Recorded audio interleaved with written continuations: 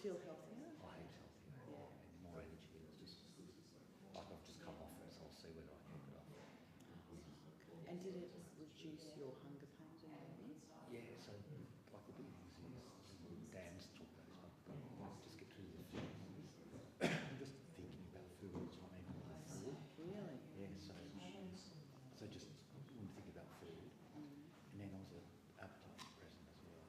And then you feel full very quickly. And did you eat bad food before? I did both. Like I ate bad food and I ate huge portions. Right, the portions are the killer. And so I haven't, like I still eat bad food, like I've got a weakness for that. But the portions, so I used to be able to polish off a kilo T-bone. Yep. Now if I have like 100 grams of steak, I feel full. Yeah, that's right. So you don't have to give up on things. No, that's right. You just don't have Yeah. to indulge too Yeah, much. I just think Carbs are the killer. Then they're hard to stay away from. But you know, I always have toast on weekends. That's my treat. you lost weight over a long period of time. I lost it 6 years ago. Obviously, I lost it. And then lost it 6 years ago. I still have a little bit of just a bit of buffer. Yeah. It's probably fine, but it's a bit of buffer with it. But, yeah, it's an age thing too. You know. But I think maybe the portion Honourable members, the Deputy Speaker.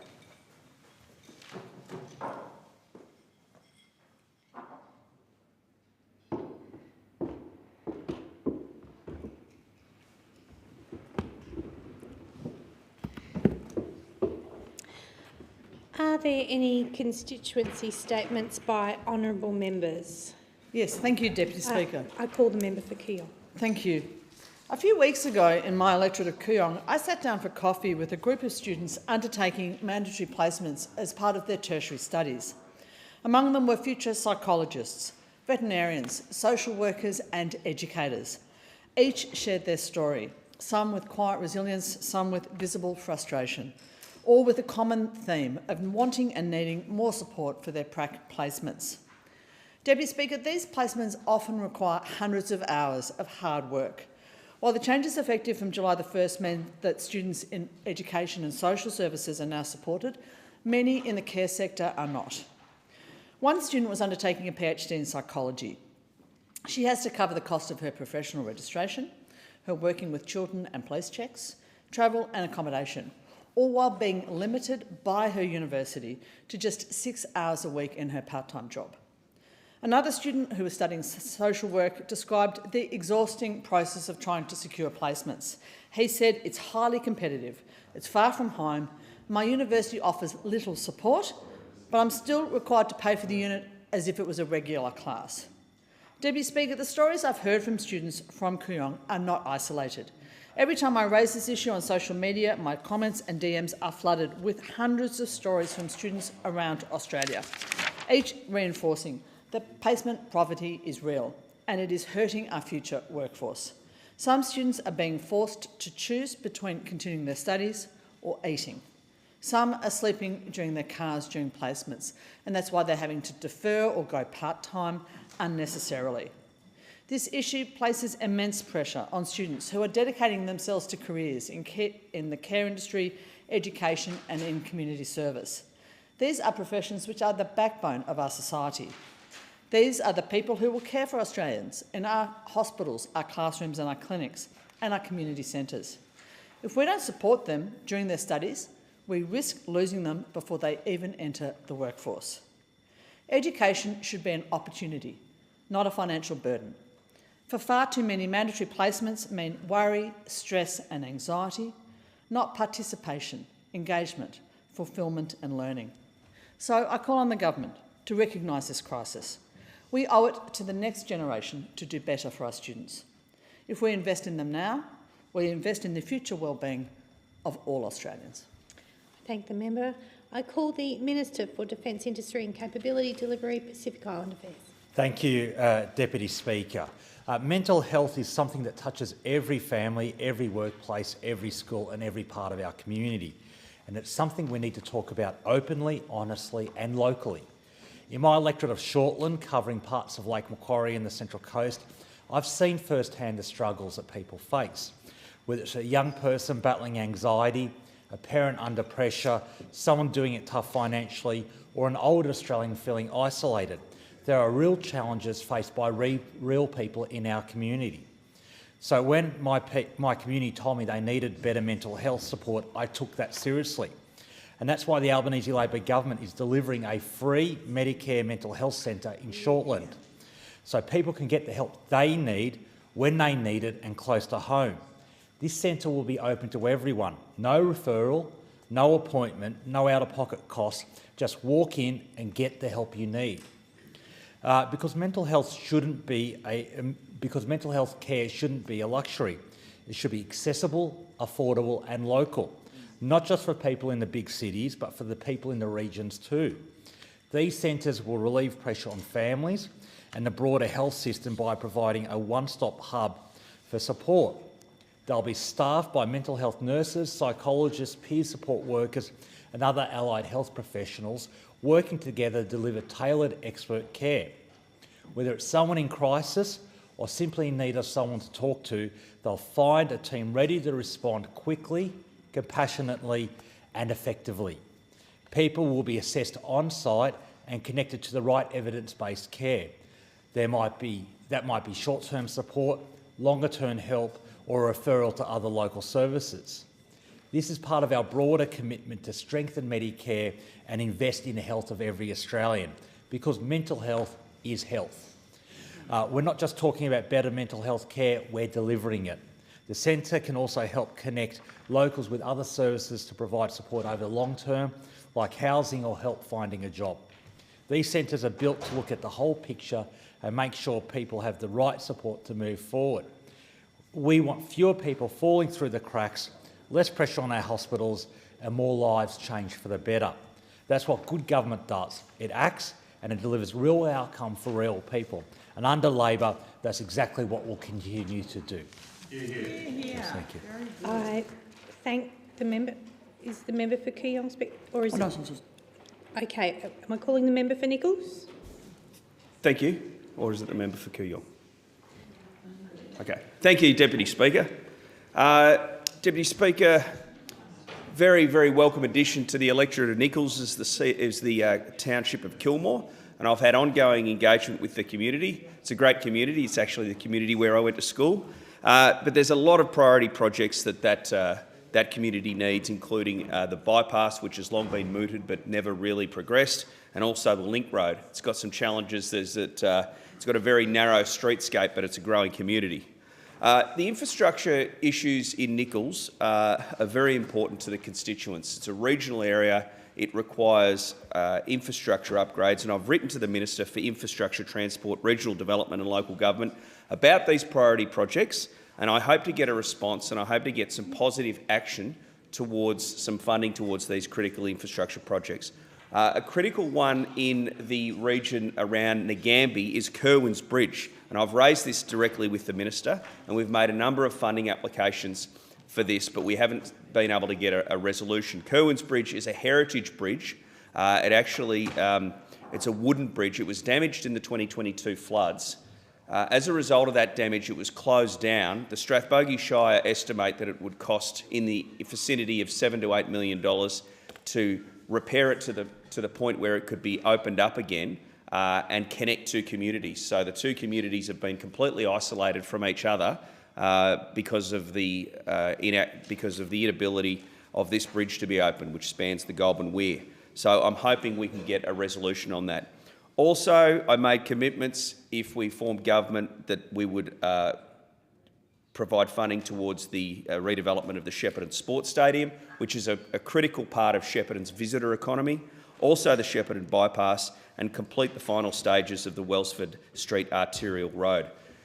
Shepparton's a growing community, as are many of the communities in Nichols, and the infrastructure needs to keep up. In my experience, before I came into this place, it did keep up with investment from the coalition government, but that's been lacking a bit in the last 3 years. So I'm hoping that there's a focus of the Labor government on regional infrastructure and that we can get some things moving.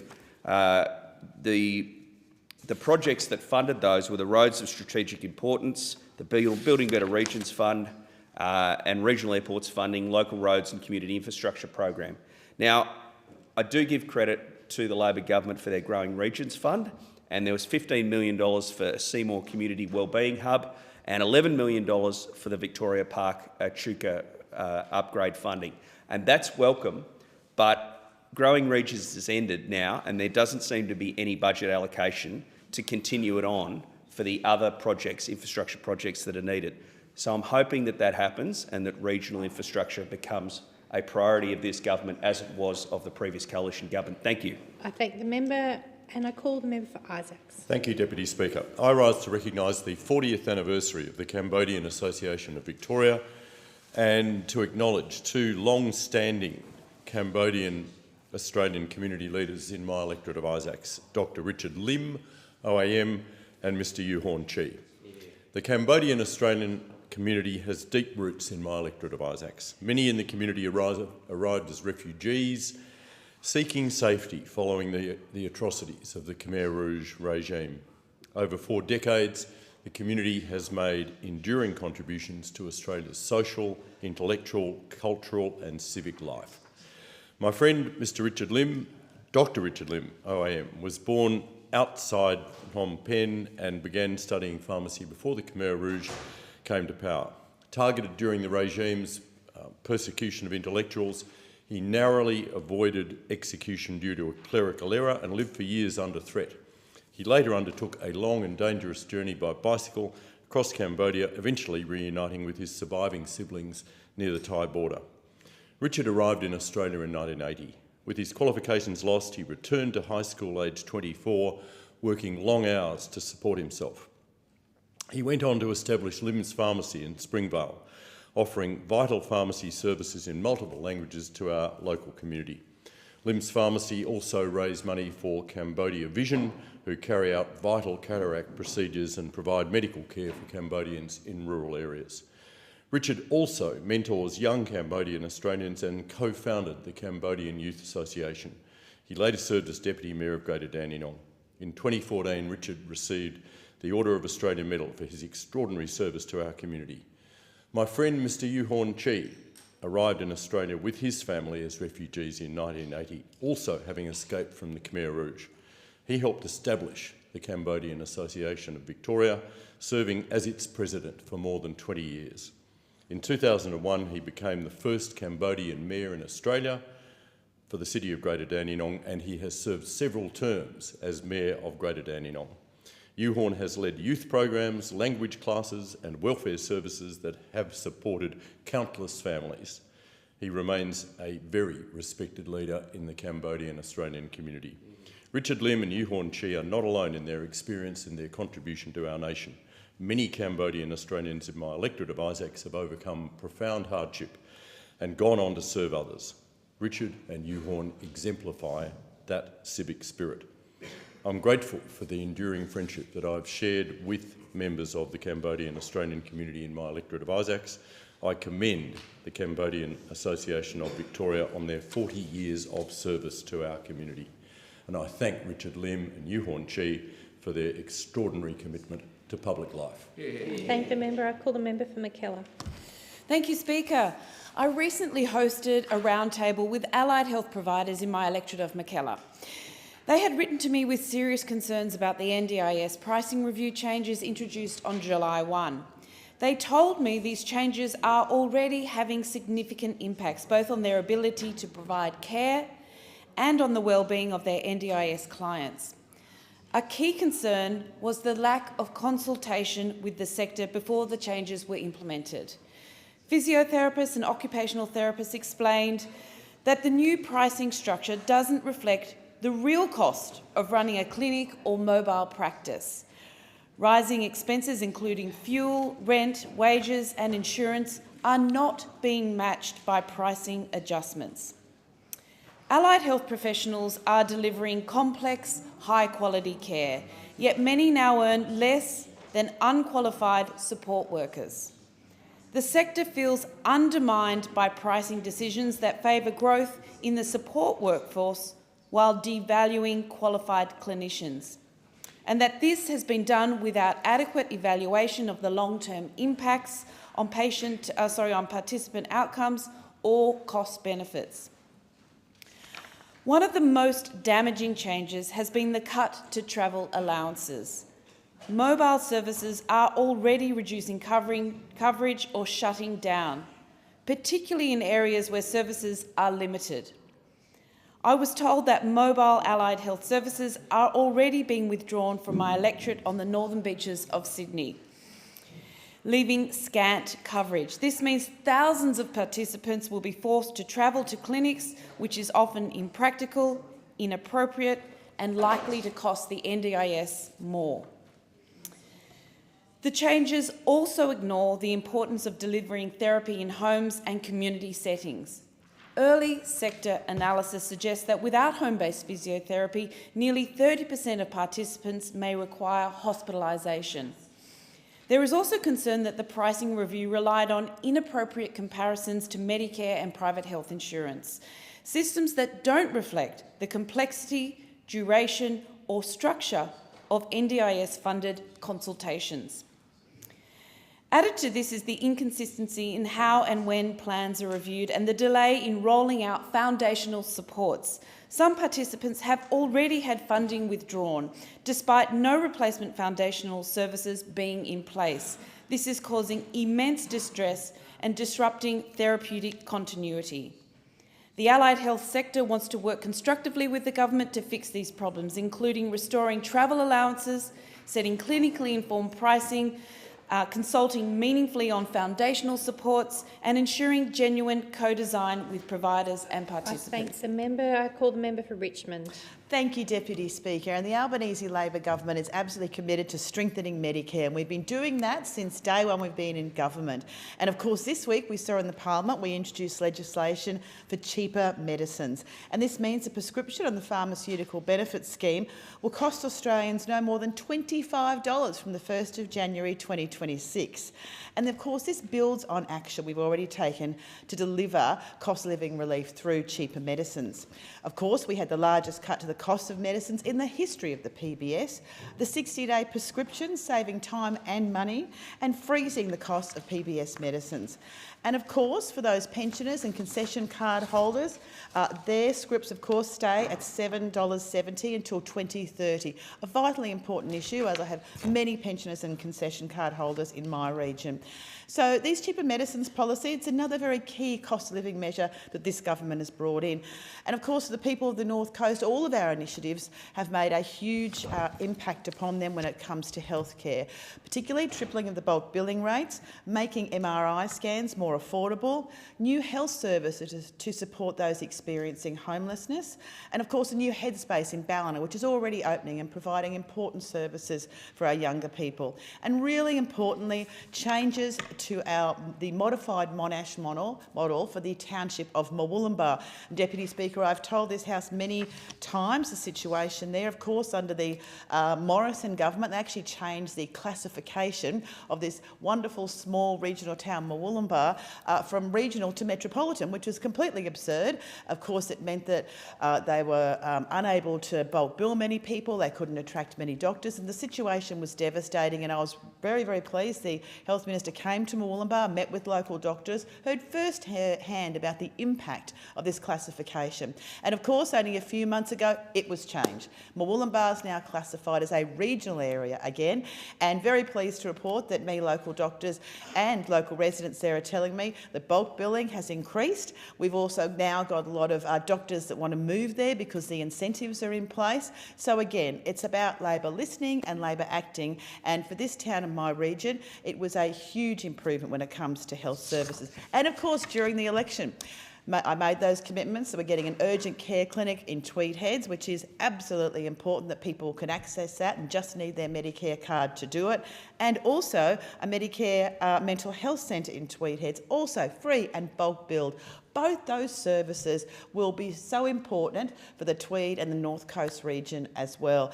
And yet again, it's a Labor government that continues to deliver and strengthen Medicare after so many cuts under the previous government, the rebates frozen, so many cuts to Medicare. It's now the Albanese Labor government's delivering for my community and indeed right across Australia. Thank the member, and I call the member for Grey. Deputy Speaker, I spoke on Tuesday about being smarter as we go about the business of representing the people of Australia, of tackling solutions, not headlines, of listening to people and acting before the symptoms blow up and become unmanageable. There's no greater example of the need for Labor governments to do better than the algal bloom that has been crippling South Australian coastline, killing marine life in the Gulf of St Vincent and now affecting the Spencer Gulf, in Port Lincoln and now Franklin Harbour, where we're closing down mussel and oyster operations. It took 4 months for the South Australian government to take any meaningful action. During that time, marine scientists, oyster farmers, fishers and small business operators were desperately calling out to raise the alarm. The calls went unanswered until the story finally made headlines, when thousands of dead fish and marine life washed up on suburban beaches, not Edithburgh's. It took public outrage to drag the government to West Beach, where they kicked around some sand, posed for some photos in front of dead fish and announced a $14 million package. Even then, the support on offer appears rushed and inconsistent. For example, a caravan park might qualify, but the B&B won't. A tackle shop is eligible, but the surf shop misses out. This is yet another case of a flat-footed Labor government hoping a problem will quietly disappear, instead of listening to those directly affected and acting, or worse, refusing to take responsibility and blaming it all on climate change. Governments must do better. Our coastal communities and the seafood industry deserves more. Last week I had the great pleasure of calling 10 volunteer-led organisations across my electorate to let them know they've been approved for funding under the Stronger Communities program. 3 groups based in Unadilla, Smoky Bay, Minnipa, Cyancutter, Coffin Bay, Port Germain, Burra, Melrose and Wallaroo do incredible work for their communities. For many of them, the grant funding will make a real and immediate difference.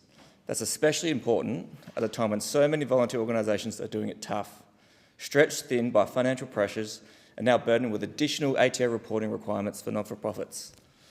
That's why I'm deeply disappointed to learn that the Labor government sought to axe this program prior to the last election. At the 11th hour, they reinstated it, but now with much narrower eligibility criteria.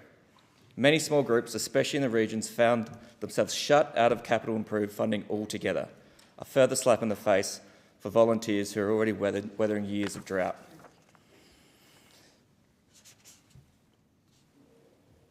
I hope there will be around 10 of the Stronger Communities program, and I urge the government to restore the original guidelines, which worked well. Regional Australia is the backbone of a country. We should be backing our volunteers, not making it harder for them to get the support they need. Thank the member, and I call the member for Dixon. Thank you, Deputy Speaker.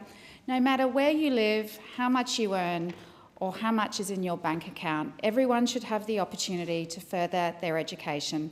And that's why the Albanese Labor government is cutting student debt by 20%.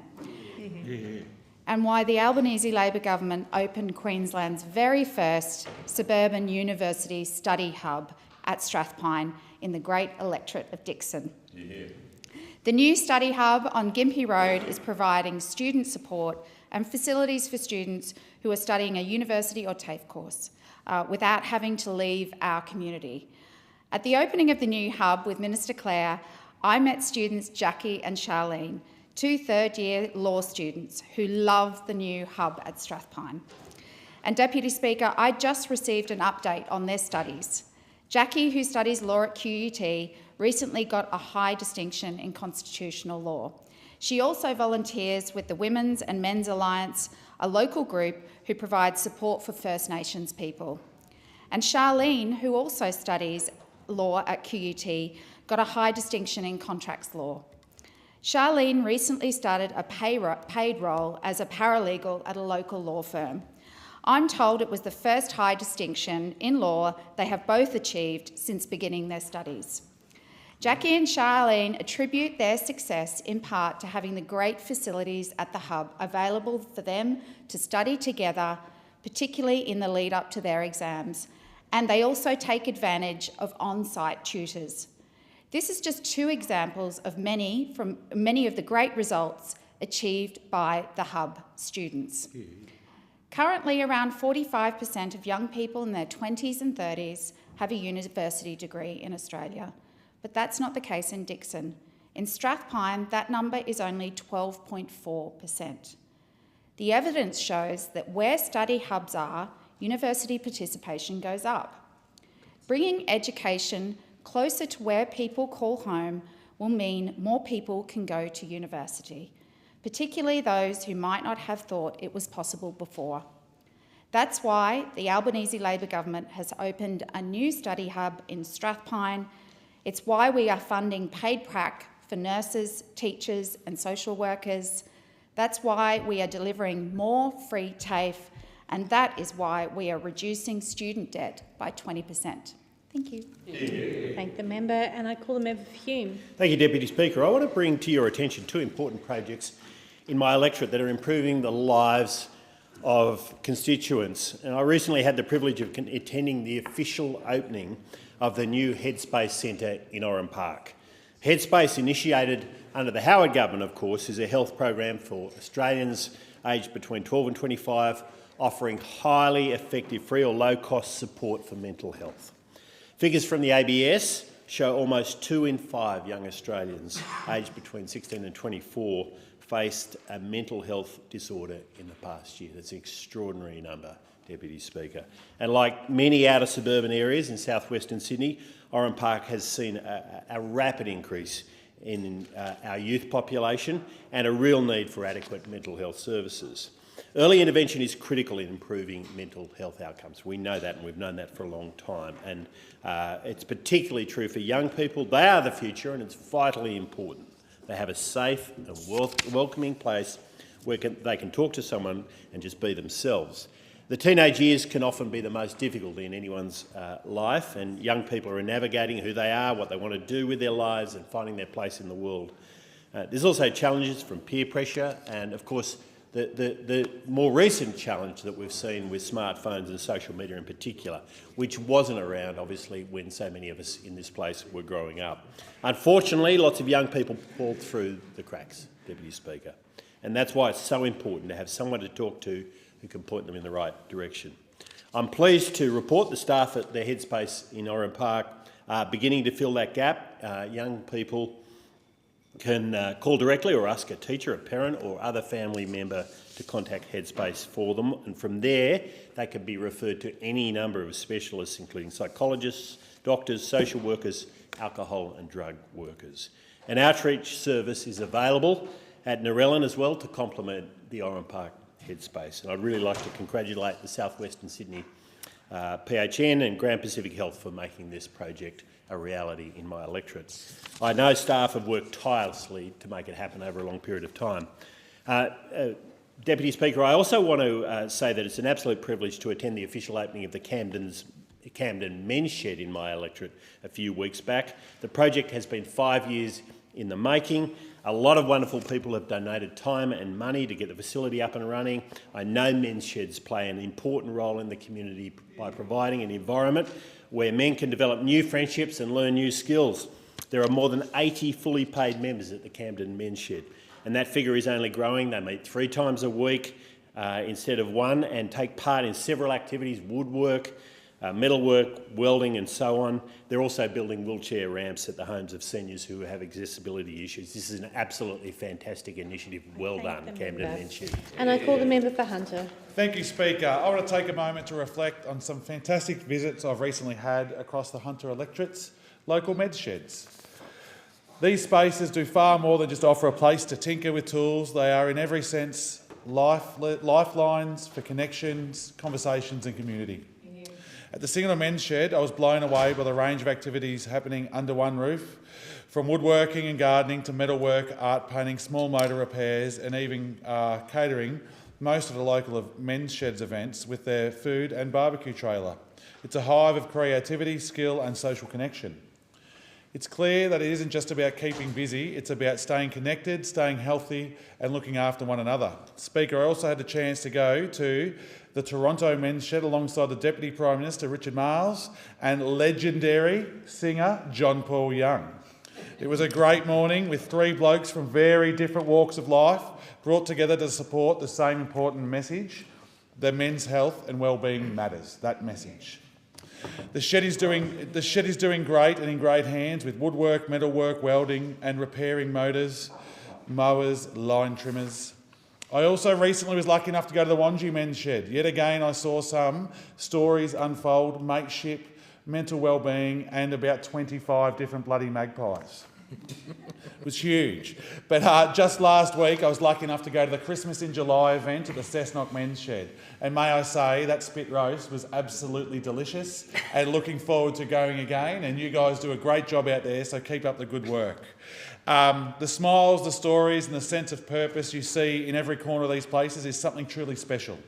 But it's not just about what's happening locally, Speaker. Nationally, our government understands the value of men's sheds. That's why we've continued to back them with real funding.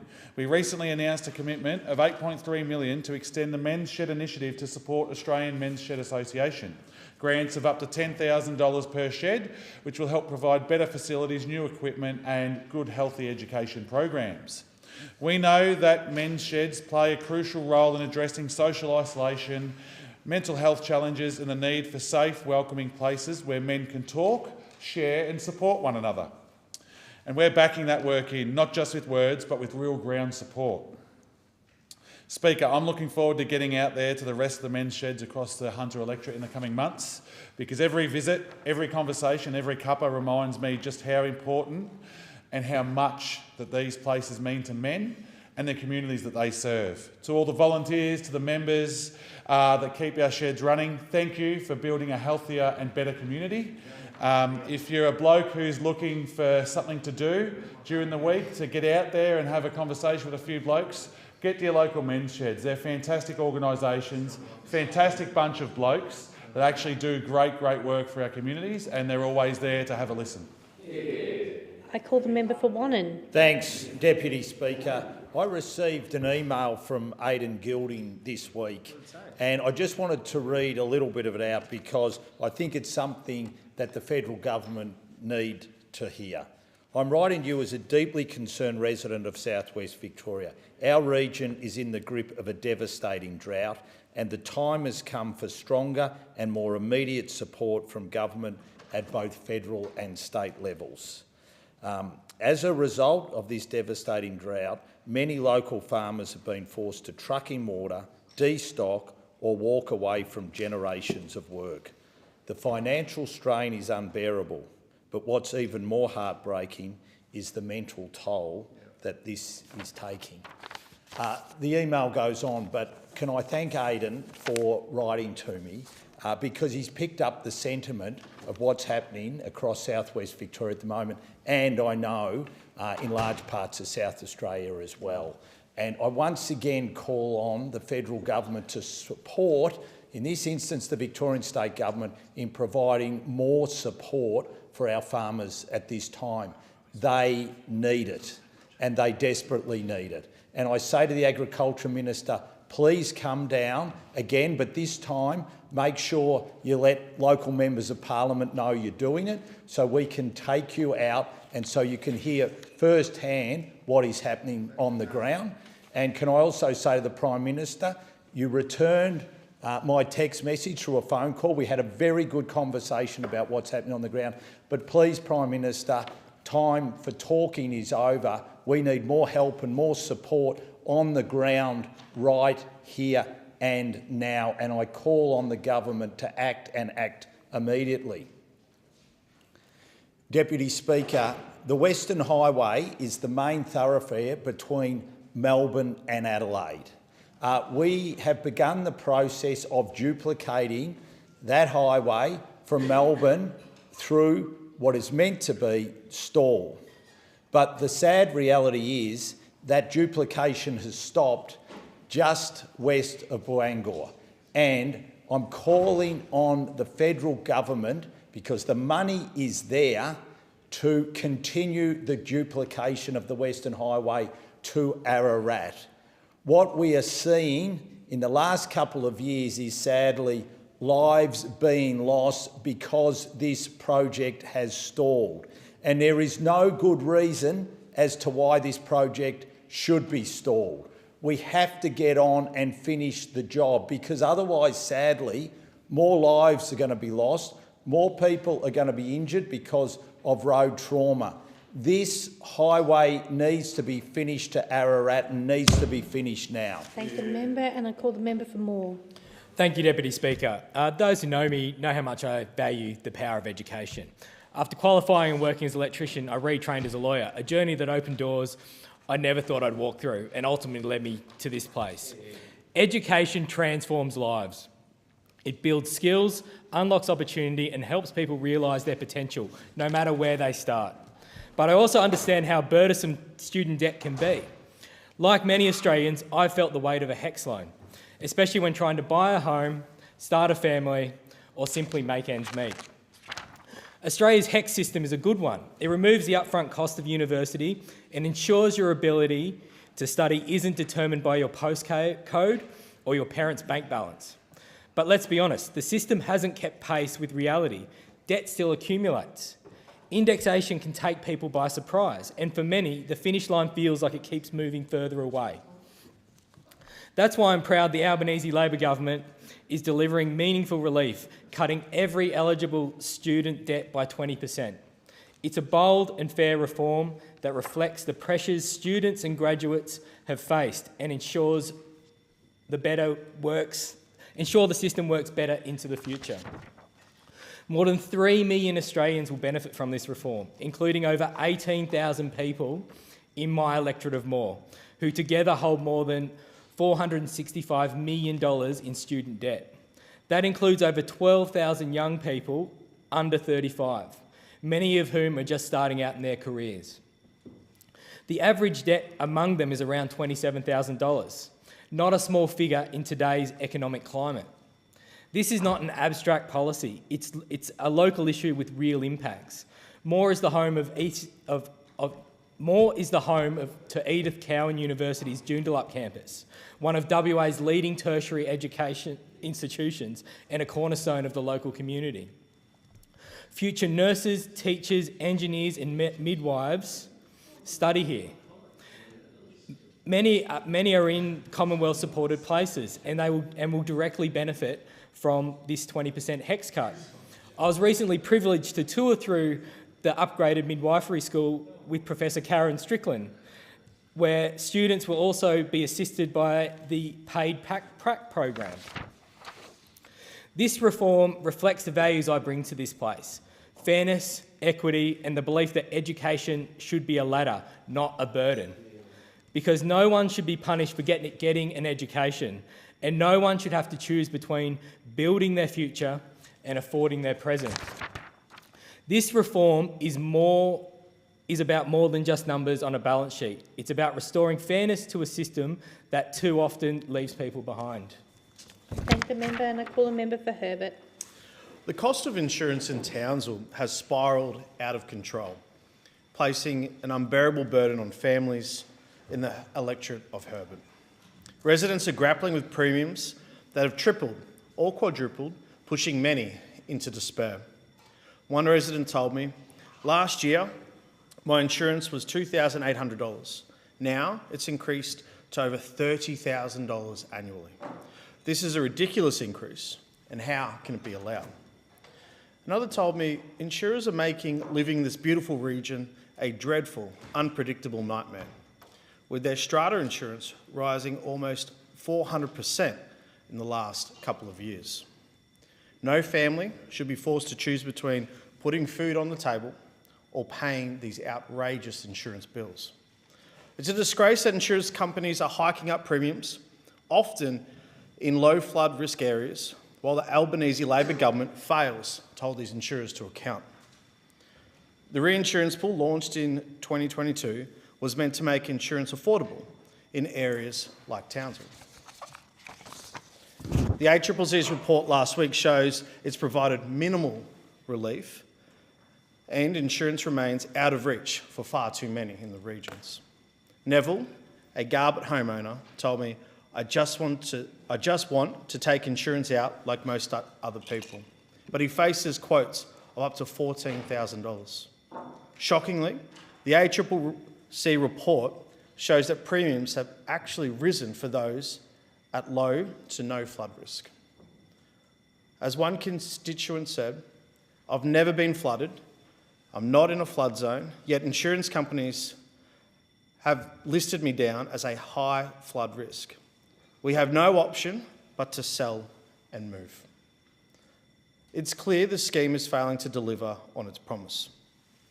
The government's legislative review into the cyclone reinsurance pool is ongoing, and it must include direct feedback from those people who are being let down. That's why I wrote to the ARPC Chief Executive, Christopher Wallace, and Labor's Assistant Treasurer, Daniel Molino, demanding urgent action. My letter called for mandatory compliance to ensure insurers pass on cost savings, a real-time data dashboard showing savings by the insurer, and accountability to the consumer. Information, because expecting locals to navigate a 94-page report is absolutely absurd. I also invited the ARPC board to our community to hold a forum to hear directly from the residents. The ARPC has responded, promising to consider my letter and acknowledging my invitation to visit. But we need accountability and action now. Townsville deserves fair, affordable insurance, and I won't stop fighting until we get it. Thank you, member, and I call the member for Chisholm. Thank you so much, Deputy Speaker. We all know in this place that we have some outstanding community groups in our electorates, and I'm always so inspired and impressed by those in my electorate of Chisholm. These are groups that do an amazing job of supporting locals and building community, keeping our electorates vibrant and flourishing. We also know that a lot of these groups do most of what they do on very limited resources and, of course, on the tireless support and efforts of their wonderful volunteers. This is why I'm delighted to inform the House of the successful recipients of the Round 9 of the Stronger Communities program in my electorate of Chisholm. The objective of this program is to deliver infrastructure projects that provide social benefits for local communities. The intended outcomes of the program are to encourage and support participation in local projects, improve local community participation, as well as contribute to vibrant and viable communities. This year, my electorate had many worthy applications, with the process being extremely competitive, and I thank everybody who took the time to apply.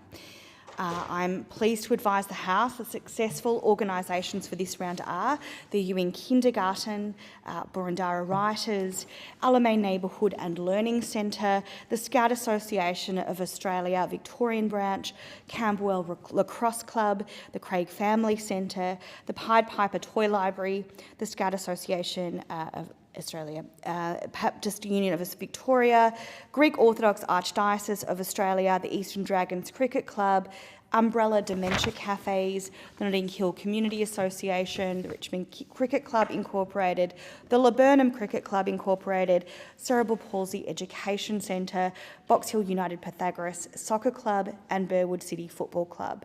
Congratulations to all successful recipients. Thank you for your efforts and all you do in our community.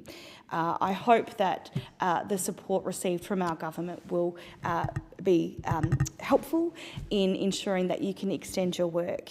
I look forward to visiting the organisations to see how the implementation of the project develops and how the funding is going to be put to use in the not too distant future. It is a great pleasure to be able to support so many local community groups, and I congratulate everybody once again. Thank you so much, Deputy Speaker.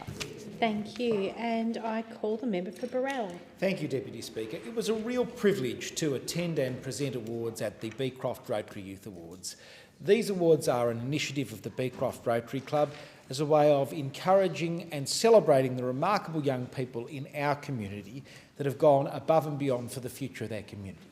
I presented the local Volunteer of the Year award to Chanuli Jayasekara, a Year 12 student at Loretto Normanhurst. Chanuli is simply outstanding in her commitment to community service, from supporting a local orphanage in Sri Lanka through to volunteering in our community with St John Ambulance. She's made service part of her everyday life. The Young Sportsperson of the Year award was shared between two very impressive young people. Sarah Hicks who's in Year 11 at Mount St Benedict's, and Maya Singh in Year 12 at Turramurra High School. Both have shown real dedication and perseverance in their sporting pursuits, balancing their studies with training and competition. The Young Journalist of the Year was awarded to Year 12 student Mia Burdak, who I've no doubt will be hearing lots more from, covering groundbreaking stories and shedding light on local heroes in the years ahead. The performing arts were well represented too, with Ella Beattie and Anita Triratnasekul, both in Year 12 at Loretto Normanhurst, jointly awarded the Young Performing Artist of the Year. As Shadow Minister for the Arts, I want to see the pipeline of the development of young artists being particularly healthy, and so it'd be wonderful to see Ella and Anita showing off their talent on the world stage. In the world of STEM, Emma Peters from Mount St Benedict College took out the Young Person in STEM of the Year. In a rapidly changing world, when we hear stories of fewer students undertaking STEM subjects, young people like Emma give us confidence that there will be a generation of scientists, engineers and innovators stepping up. The Young Environmentalist of the Year was Annalise Dunn, also from Mount St Benny's, reminding us that protecting our environment starts young and starts locally. The Young Entrepreneur of the Year was Runawi Chada, who's at year 11 at Mount St Benny's. Creativity and drive in our young people should be recognised, as people like Rani will be the problem solvers of the next generation. Sanuki Fernando, a Year 11 student at Cheltenham Girls, was named Young Changemaker of the Year for her advocacy and leadership. Sanuki is the kind of student who reminds us what it means to stand up for others and work towards lasting change. The Young Creator of the Year went to two outstanding people, Joanna Cheng, also at Cheltenham Girls High, and Ava Muir at Loretto Normanhurst. Their creative talents are a clear local standout, and I hope they continue to contribute their creativity to our local area and arts scene. And finally, the Bill Grant Memorial Award for Future Educator of the Year was presented to Benjamin Jesperson, a Year 11 student at St Leo's Catholic College. Benjamin's passion for learning and his commitment to helping others shows he's already on the path to inspiring the next generation of learners. Congratulations to the Beecroft Rotary Club, and particular congratulations to Daniel Dummer, their retiring president, and also to Isha Dioda, who is about to take on the reins. I thank the member, and I call the member for Adelaide. Thank you, Deputy Speaker. Deputy Speaker, today I rise to congratulate the Guru Nanak Society of South Australia on their upcoming 20th anniversary. The Guru Nanak Society was launched on the 15th of November 2005 to coincide with the 534th birthday of Guru Nanak Dev Ji, the first Guru of Sikhs and the founder of Sikhism. And I'd like to thank Mr Mahabir Grul, a great South Australian, a leader in the Sikh community and one of the fathers of this particular temple in Allenby Gardens in my electorate. But I'd also like to thank him for his friendship and for encouraging me to turn up to their temple and be part of their community, a great community. The Society runs a temple, as I said, in Allenby Gardens, where they serve as a beacon of spirituality and community engagement.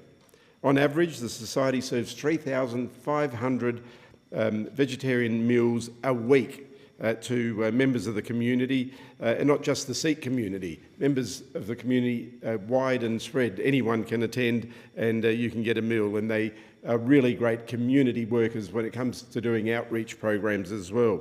They also have a Punjabi language school that's grown from 6 children in 2006. It now has over 150 children. And the Society has expanded from its base in Adelaide and now has branches in Port Augusta, Whyalla and Port Pirie. And Deputy Speaker, the Sikh community make up a growing section of our community, having grown in South Australia from 8,812 in the 2016 census to 17,259, including in my electorate of Adelaide, of the census showing 4,099 people of Sikh faith.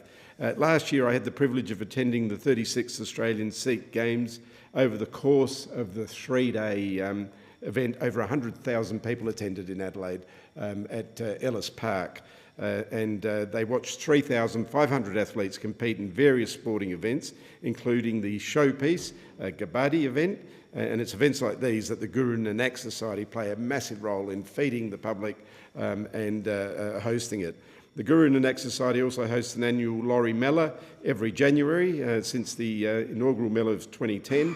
This is a great party that has great food, great community music, etc. I'd like to wish the Guru Nanak Society a happy 20th anniversary, and may there be more to come. I look forward to visiting them very soon again.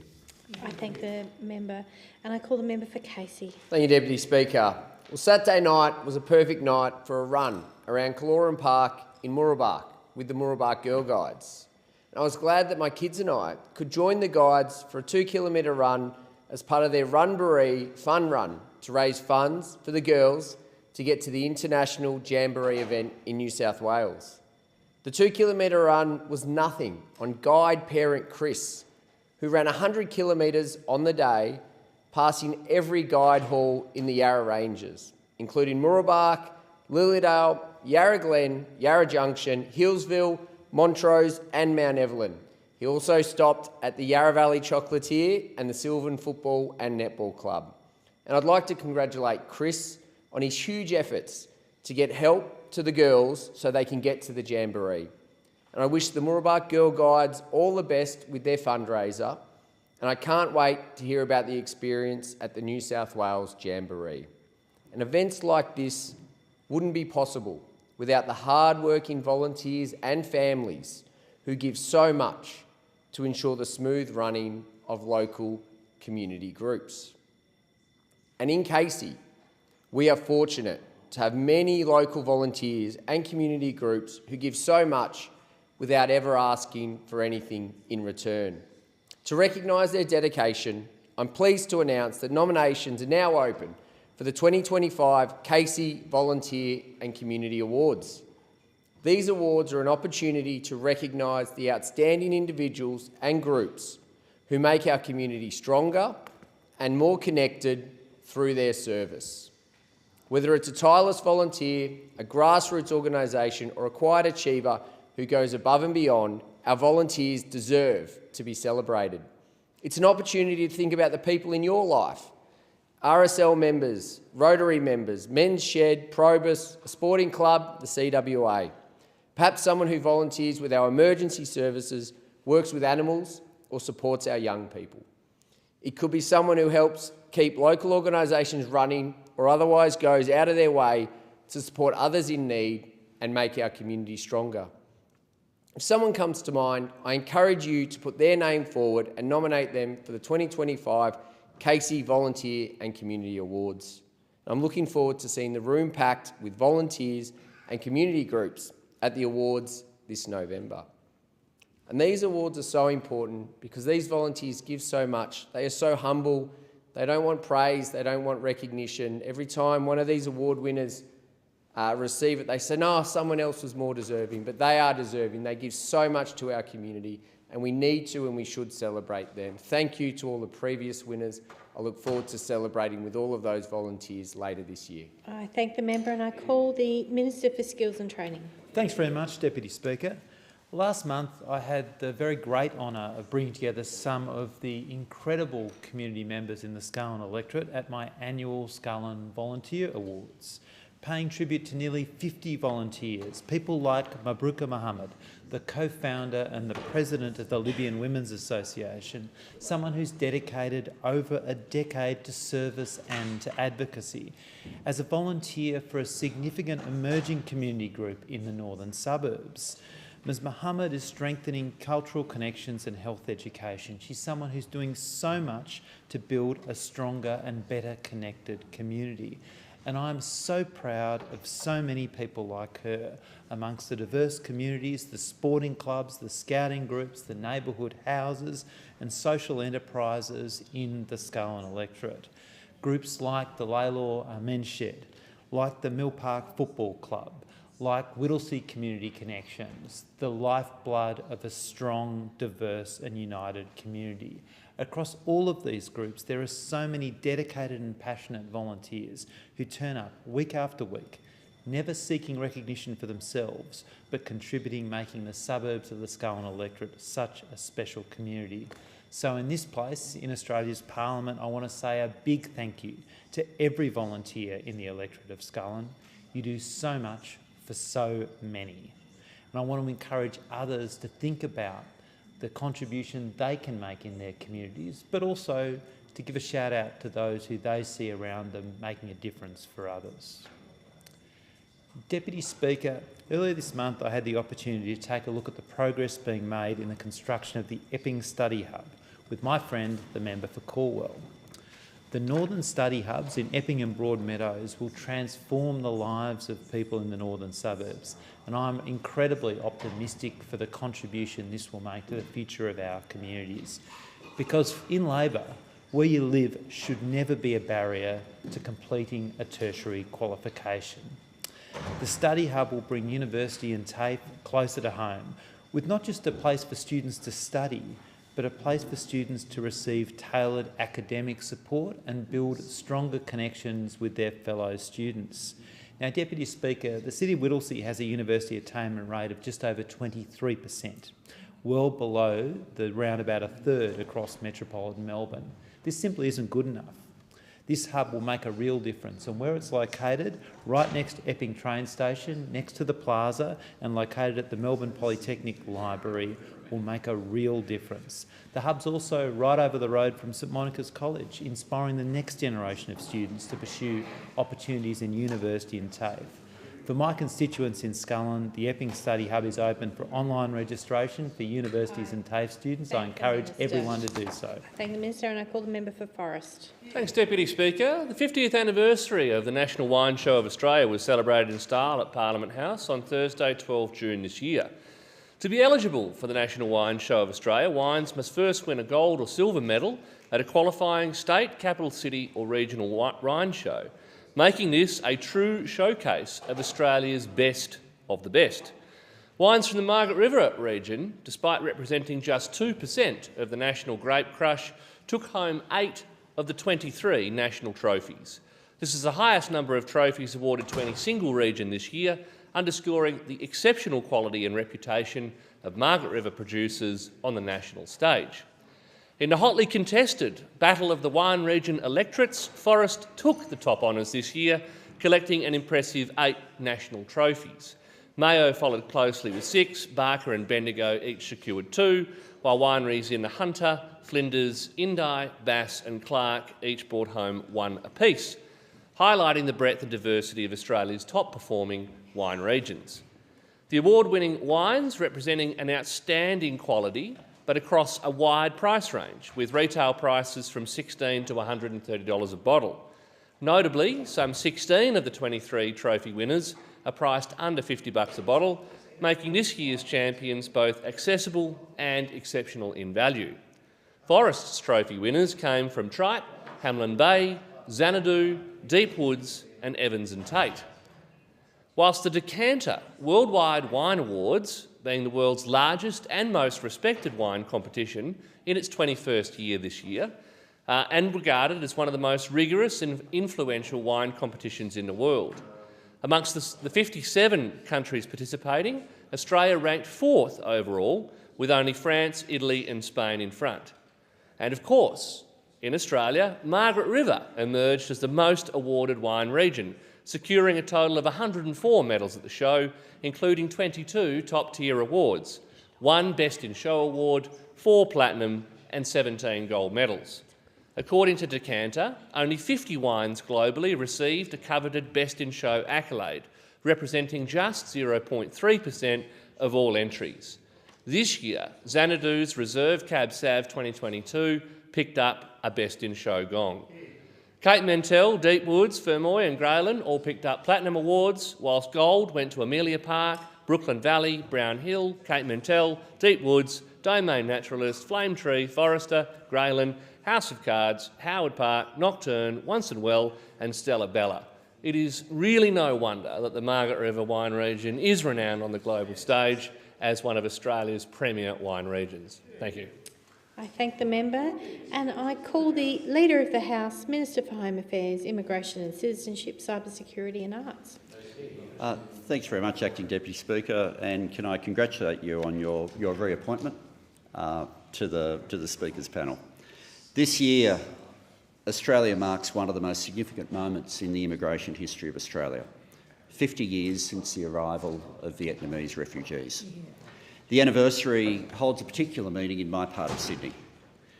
When I talk to families who made that journey, I just find it unimaginable to think of that moment 50 years ago.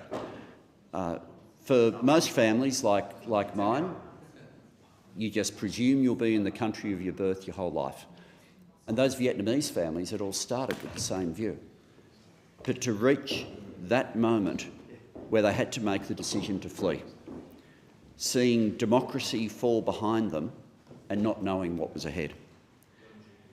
When I was first elected in my first term, I went to the Philippines. This was back in 2005 on a visit that had been organised by members of the local Vietnamese community. Back then, there were still stateless Vietnamese in the Philippines.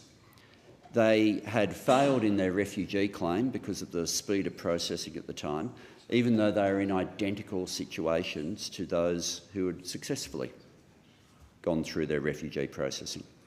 That was 30 years after the fall of Saigon, 30 years after they had started their journey, and they were still trying to find refuge. I'm pleased that in the years to follow, Australia continued to take, together with Canada and a couple of other countries, the remainder of those stateless Vietnamese. We know as their journey started on those vessels, so many people didn't make it. Others made part of the journey and then got stuck somewhere in the world. Those who made it to Australia physically arrived with very little, but brought with them resilience, courage and a deep commitment to building a better future. It's been a long journey, but speaking as Australia's Immigration Minister, I hope that so much of the pain has over time become more a moment of reflection and a moment of where some of that hope that was there as those vessels embarked has been realised here in Australia. A candlelight vigil and prayer service was held at the Vietnamese Boat People Monument in Bankstown, a moving tribute to those lost at sea.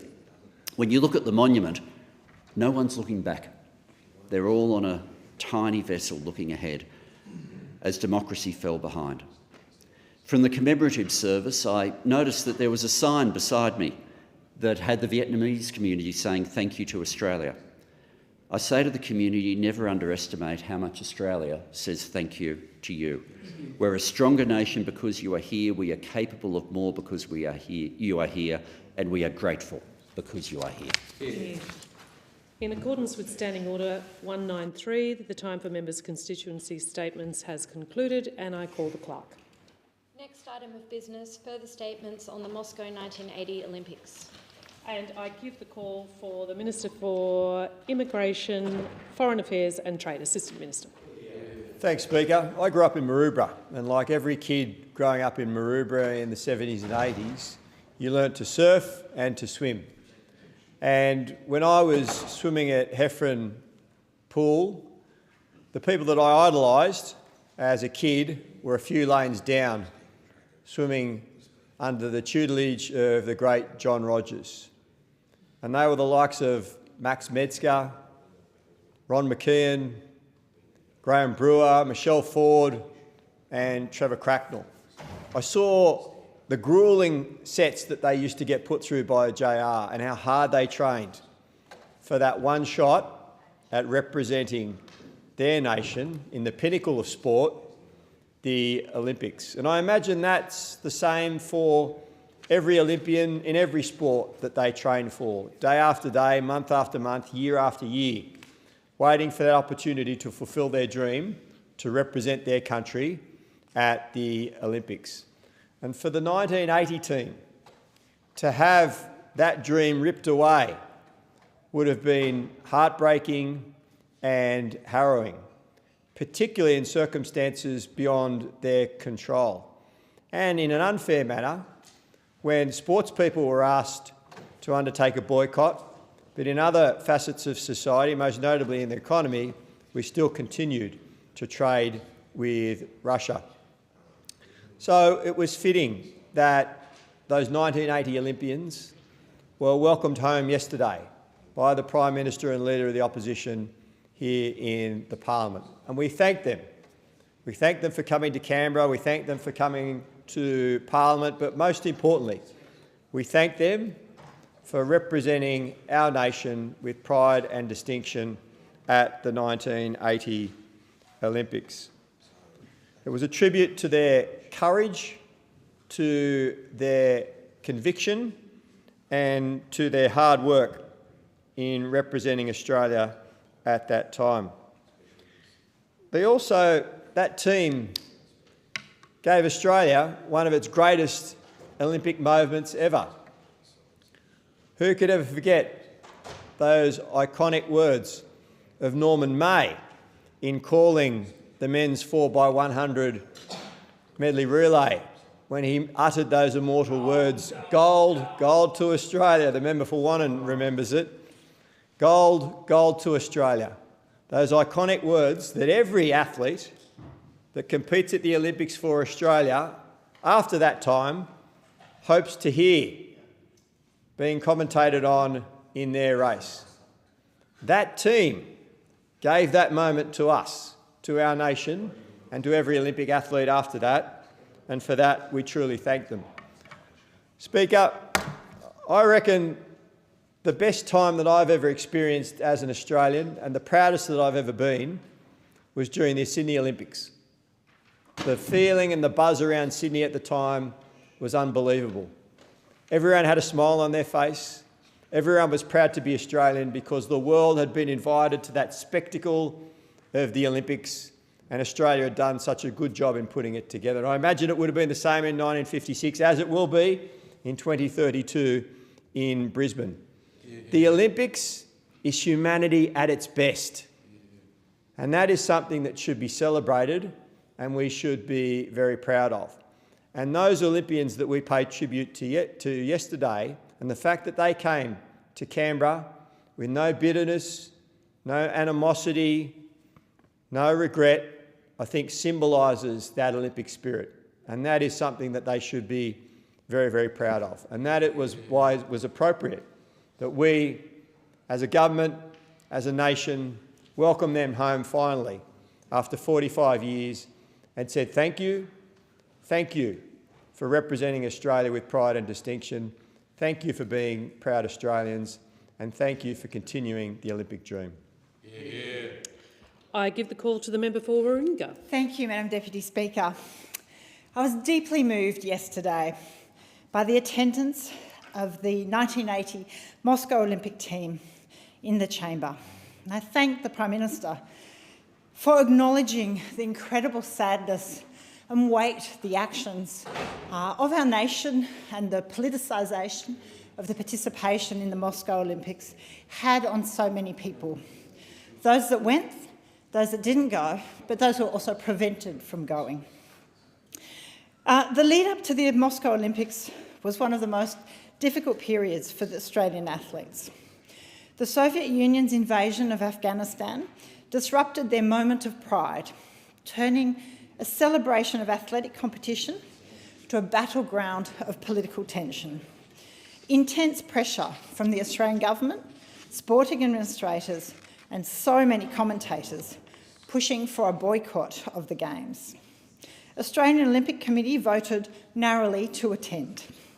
Many sport federations and individual athletes were pressured into withdrawing, sacrificing dreams and years of dedication. Grateful to have the opportunity, others who went were met with incredible treatment by the Australian people and were never celebrated in the way they should have. To be selected on an Olympic team is such an incredible opportunity, dream. It's a culmination of so many years of training and sacrifice.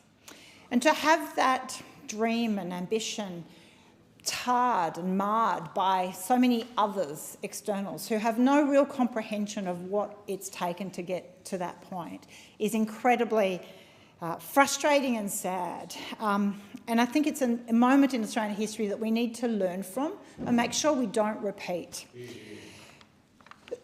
I'm really grateful to have the opportunity to speak now, but also yesterday to speak to some of the members of that team who were so wrongly put in the crossfire of politics. The intense public pressure not to compete continues to hurt many of those athletes. There were tears yesterday when people told me of their experience, both going but also not getting the opportunity to go. So I want to acknowledge that devastation for those athletes, what they experience and continue to experience. And I hope with yesterday's moment there was finally a moment to celebrate that entire team, those that went and those that didn't go.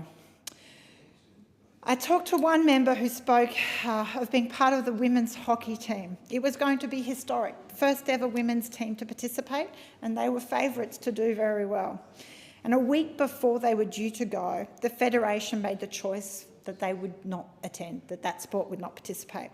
She had a uniform, she had the Australian Olympic blazer, the whole kit, and was never able to put it on. She was in tears talking about it. And even yesterday, she wasn't sure whether she should have been there, whether she belonged in that moment of recognition, because we were also pointing out to the lack of welcome home that we gave the athletes that did go and participate. So yesterday was a moment for that whole team to finally feel united and recognised as a whole team, and to thank those that did Australia proud, and in particular to celebrate the incredible sporting achievements as those that competed. There's been a dark shadow that was cast over those Olympic Games, and it should not reduce the success and the efforts of the Australian team. The team came home with 9 medals, 2 gold, 2 silver and 5 bronze. 2 gold were in the swimming for Michelle Ford in women's 800 metre freestyle and the men's 4x100 metre medley. Australia's first gold medals since the Munich Olympics of 1972. This should have been a cause for celebration, and I can't help but wonder what would have been if we had had the full team there. There was no fanfare, no welcome home parade, and our athletes were shunned by sections of the Australian public. That is shameful, because that is the public that is putting upon them their feelings, and it's just not, it just should not happen. As an Olympic athlete myself, I absolutely know the sacrifice and the dedication you have to go through to qualify for the Olympics, what it requires, the perseverance through many highs and lows. The media, and we tend to celebrate the highs, right? When it works, when everything goes well, we see that and the Australian public recognises it. But there are many other dark times, hard times, where you really have to be resilient and to continue to push through. There is immense pressure and dedication to go into, to continue, and all too often on very young people. I had the opportunity to participate in my first Olympics when I was only 17 years of age. And the pressure and the momentousness of that occasion, when I look back on it now at a higher age, I do think back to just how extraordinary it is to be so young and to have such an opportunity. And then when I try and imagine the pressure that was put on those young athletes of that 1980 team, it is just unimaginable, the distress, the pressure, their families, their friends and everyone around them. They should have been celebrated. All should have been celebrated. In the early 20th century, the father of modern Olympic Games, Pierre de Coubertin, wrote that the competition ought to be free from political interference. That purpose is also reflected in the 1958 Olympic Charter. I know that can be difficult at times, especially where nations and human rights are being ignored, and there are calls to try and use the audience of an Olympic Games to highlight that. But we have to think of the Olympic Games as highlighting it for good. It is a platform, an arena where we want to celebrate the best of humanity and all that is possible. It's about where we emphasise unity, neutrality, celebration of athletic excellence beyond borders and ideologies. And there has been a lot of positive diplomacy and participation in the Olympics.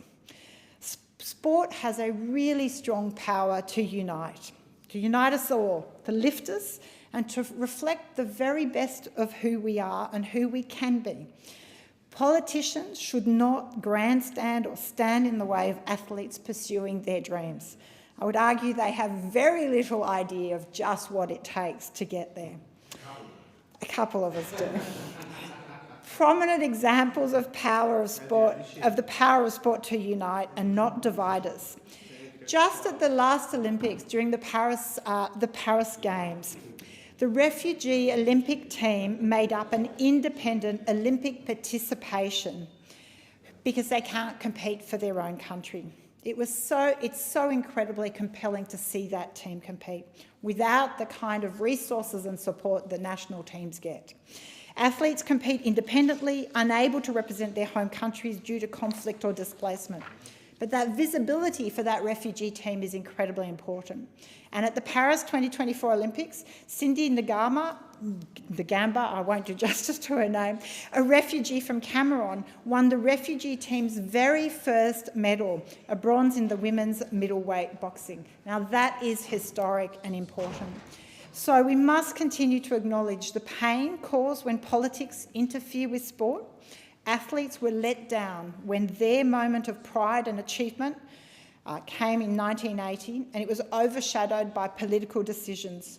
We must ensure that never again athletes are asked to sacrifice their dreams for political purposes. So I thank the Prime Minister for yesterday recognising and the Australian Olympic Committee for their efforts in bringing together the 1980 Olympic team and celebrating those athletes in the way that they deserve. Thank you. I give the call to the member for Hunter. Thank you, Deputy Speaker. Yesterday was a very important day in the Olympic history of our nation. 45 years later, the team that represented our country at the 1980 Olympic Games in Moscow has been properly recognised, finally. The Prime Minister welcomed them into the Parliament to officially give them the recognition they all deserve. We honoured their contributions, celebrated their athletic achievements and, importantly, recognised their pain. Representing Australia on the world stage is one of the greatest honours. I was lucky enough to represent Australia at 5 Olympic Games. And each time I was representing a country that was proud to be sending us off and cheering us on. The athletes were celebrated, and so too were their achievements. I completed with a feeling that Australia was behind me. But this wasn't the case for the 1980 Olympians. Following the Soviet invasion of Afghanistan, the Australian government followed other nations, including the US, and publicly pressured the Australian Olympic Federation and our athletes to boycott the Moscow Olympic Games. Despite months of intense political and media pressure, the Australian Olympic Federation remained defiant and sent the team. What a great decision that was. The politics of the time should not take away from the achievements of these athletes. Regardless of what's happening politically, it does not change the fact that these athletes of the 1980 Australian Olympic team had put the work in to get to the highest stage of their sporting careers. They had dedicated their lives towards their sport and achieved the ultimate goal of every athlete, representing our country on the Olympic stage. Not only should these athletes be recognised, but they should be celebrated as all other Olympians are in this country. To qualify for the Olympic Games, exceptional talent is only the start. It requires so much more than that. To perform at the level, you need grit, you need character, you need courage, you need focus, years of hard work, absolute dedication and sacrifices from family, friends and loved ones. Athletes, their families and their teams spend a huge amount of time, energy on the pursuit to try and win an Olympic Games or even just to make an Olympic team. When that effort pays off, you are selected to represent our great nation, to don the green and gold and compete for Australia on the biggest sporting stage in the world. Should be a moment of pride and something that you cherish for the rest of your life.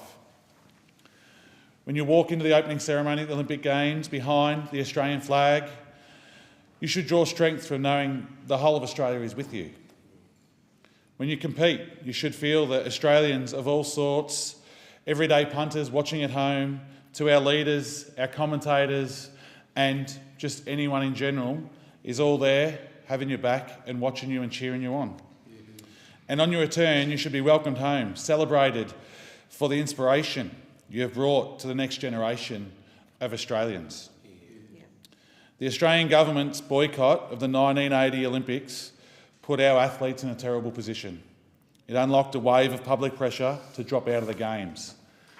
Some of our athletes were only teenagers, and instead of being able to focus on the sport with the backing of their nation, they had to navigate abuse and pressure like no Olympians have ever had to navigate, ever.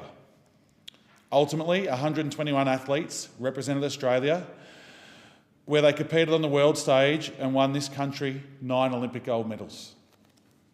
Speaker, it was an extraordinary achievement among 9 medals. Australia's won its first gold medal for Michelle Ford in the women's 800 metre freestyle, and gold in also the 4 by 100 metre medley. These are Australia's first gold medals since the Munich Olympics of 1972. That's a very long drought, Speaker, and not one that we want to achieve again there. Yet the returning athletes were not celebrated as heroes. Instead, they were given the cold shoulder, or worse, were treated like traitors. And that's absolutely disgusting that they went through that. Yesterday in this place, we did our bit to fix the historical record. Yesterday on the 45th anniversary, we recognised all these amazing athletes' achievements and acknowledged that they were there, they were competing for our country, and they did an amazing job, and thank you for going over and doing that. Yeah. These Olympians should take pride in both their athletic achievement but also the strength and character that they had to stand up for themselves and to stand up for their country and go and compete for their country. There was also 17 people that actually didn't make it to an Olympic Games team. And to those 17 people, I say sorry to you for all the hard work that you put in, all the sacrifices that yourselves, your family members, your loved ones were put through for a sport that you loved and wanted to compete at the highest stage. We recognise you, and we are standing with you as well on this day also. To the team of 1980, you are Olympians. You are great Australians. You have earned your place in sporting history of our nation. You are an inspiration. And 45 years later, we honour and welcome you home. Thank you for your strength, thank you for your courage, and thank you for your Olympic spirit. And Speaker, I could tell you I'm really looking forward to seeing what happens in LA 2028, to see our athletes over there competing and getting ready for the next crop of Olympians to come through for the amazing atmosphere that will be in Brisbane in 2032. It's going to be a spectacle like no other. It's going to make Sydney look like it was an amateur. So really looking forward to seeing what it is. And that's a high bar to have. And I am from New South Wales, so it's a very high bar to have, right? But the Sydney Olympics were amazing. And what Brisbane is going to do, they're going to outshine every other Olympics that has been had in the world, and really looking forward to seeing it. And I just want to say to every Olympian out there, thank you for all your hard work, dedication, to the families and friends of Olympians as well. You guys are the driving force behind us to get us to wake up every day and to make sure that we can go and compete at the best we do. So the training and dedication and the time given from our coaches, all the support staff, everyone involved in making the Olympics happen, thank you for what you do. And remember, once an Olympian, always an Olympian. Cheers. I give the call to the member for Wannon. Thanks, Deputy Speaker. And I have the unenviable task of following 2 Olympians. I will try and do that the best justice that I can. I'd also like to just bring a little bit of realism to the debate as well, because while ideally we would love sport to take place in a vacuum outside of the political landscape around it, sadly that's never going to be the case. And what we saw in 1979 in the Soviet invasion of Afghanistan was an event which led to the deaths of, it's estimated, between 1 to 3 million people. We saw an event which was very much an indication that the Cold War was still at its height, that the Soviets were still looking to expand their empire and to do everything they could to take the liberties and freedoms and democratic principles that we hold so dear away from people. And it was under that cloud that obviously very difficult decisions were taken as to whether our athletes and also the athletes of many other countries should go to the Moscow Olympics, because people had no doubt whatsoever, that the Soviets would use the Olympics for their political purposes. Now, if the Soviets weren't going to use the Olympics for their political purposes, you could understand that we would have had very different circumstances. But everything the Soviet Union did at that time was all about building their empire and trying to take those liberties and those freedoms away from countries right across the world. And that's why difficult decisions had to be taken. And those difficult decisions, which were taken by sporting organisations in this country and in other countries across the world, were taken by former Olympians. And they were taken because they thought at the time they were doing the right thing. Now, I think it was important yesterday that we were able to acknowledge those who went and the treatment that they got, especially on return, because no Australian deserves to be treated without respect. And I think the fact that we were able to acknowledge that yesterday was incredibly important. I think it's also important, though, to recognise that those who took the principled position not to attend, and some of those were of a very young age. To any who were forced to take a principled position, that doesn't stand easily with us, though.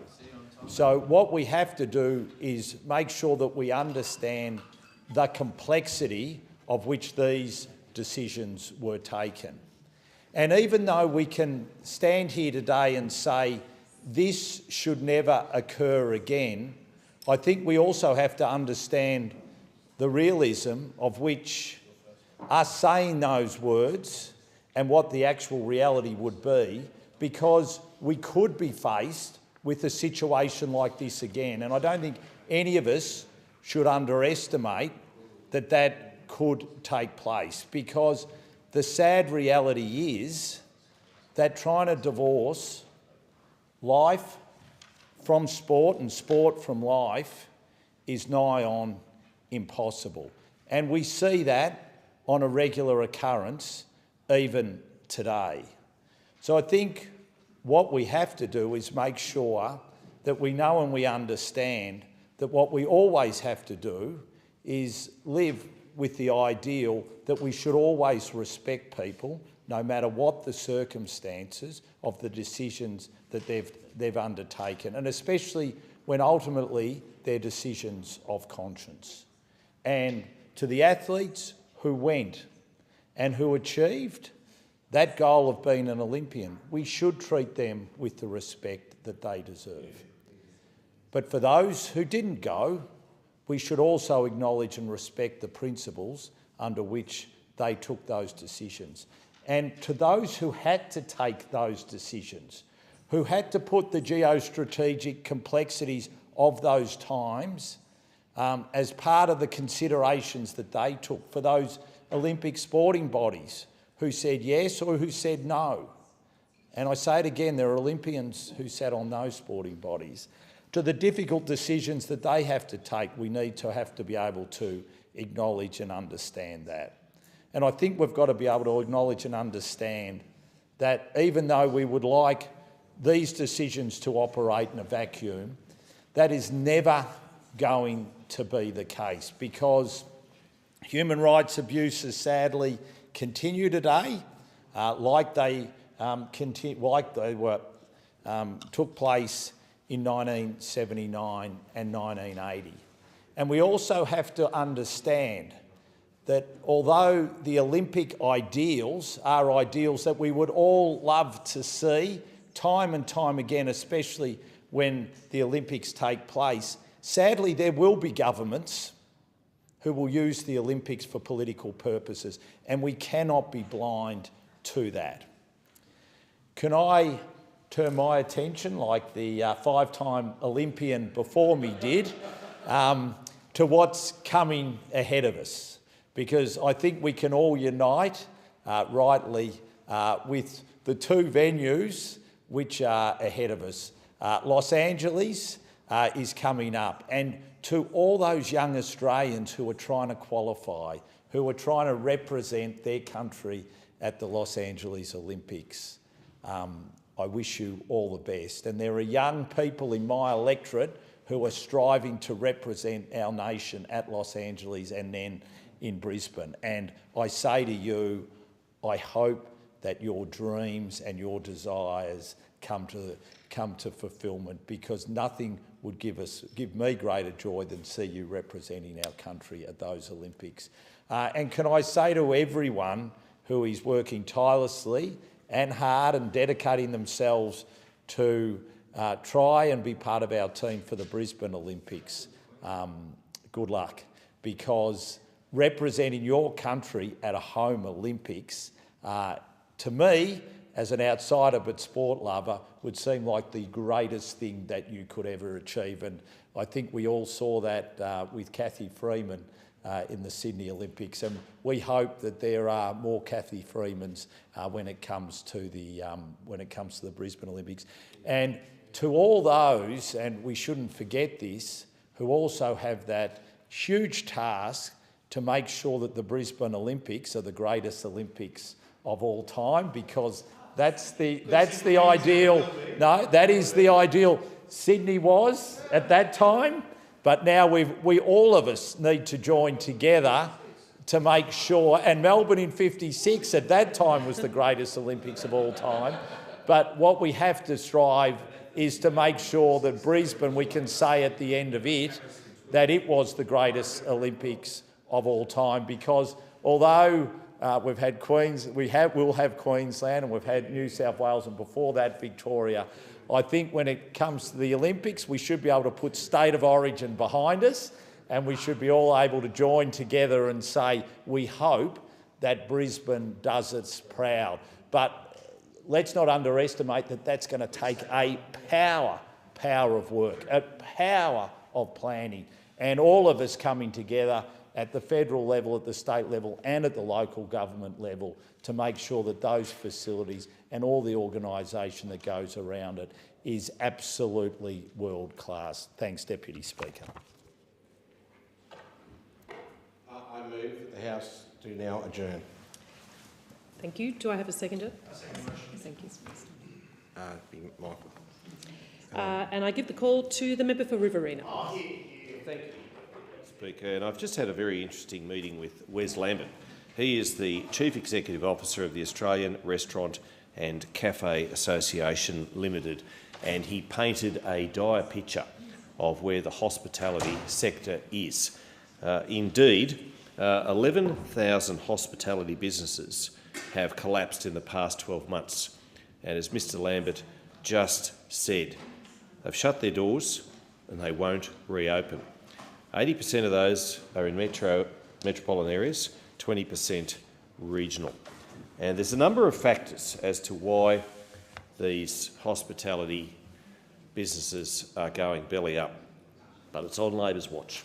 It is on Labor's watch, and small business is doing it so very tough at the moment.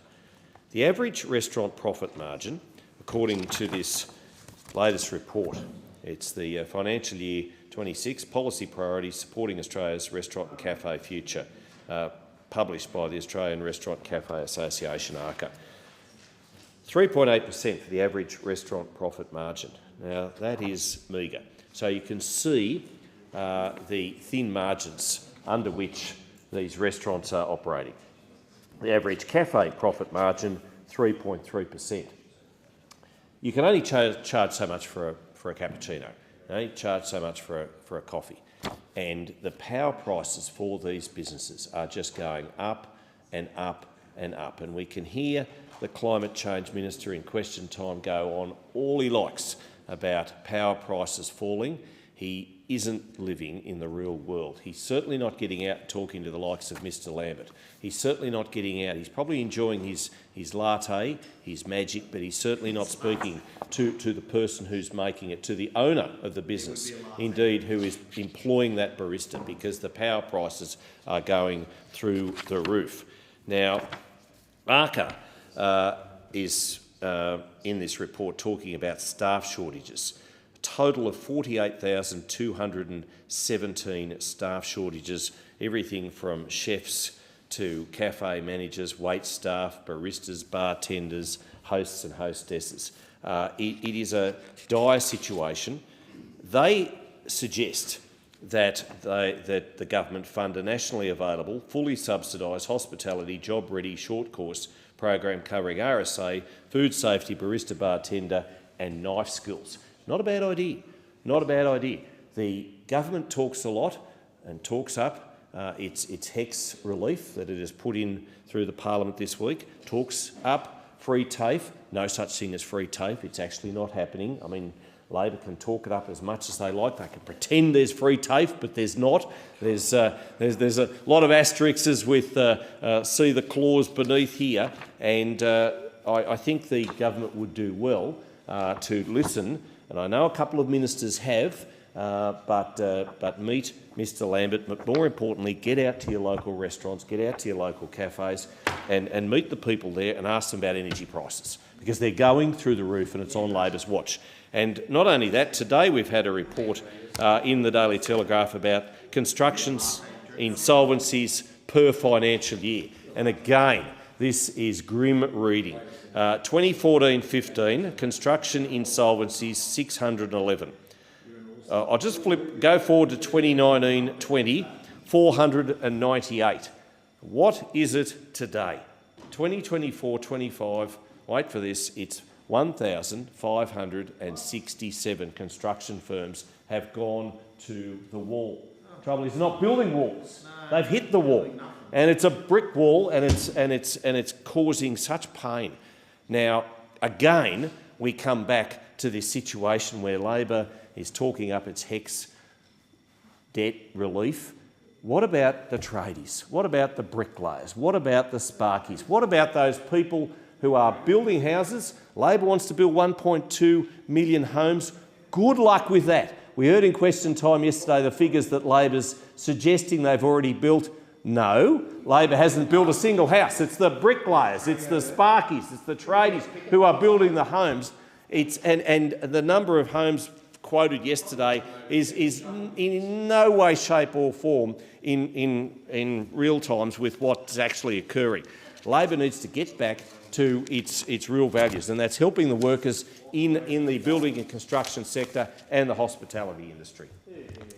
I give the call to the Minister for Social Services. Thank you, Deputy Speaker. I'm delighted to speak in the adjournment debate today about some of the organisations in my electorate of Sydney that have been successful in recent grant funding rounds and the marvellous work they do. Most recently, in the Stronger Communities program, 11 organisations in my electorate were successful. And while I can't go into the details of the work that each of them does, just 3 examples. The Aboriginal Health and Medical Research Council of New South Wales was successful in receiving a grant to support their participation in the 2025 NAIDOC Week celebrations. Rainbow Lodge, an amazing organisation that supports men who have just come out of jail to transition back into the community. They've received a grant to provide new furniture for their accommodation. And Gardeners Road Public School has set up a fantastic new inclusive playground for children with disability to support the kids in their inclusion classes at Gardeners Road. I'd also like to mention that the most recent round of financial wellbeing and capability grants run by my own department have seen a number of organisations, obviously right across the country, but including in my own electorate, who have received funding to continue the vital work they do in supporting Australians who are really doing it tough.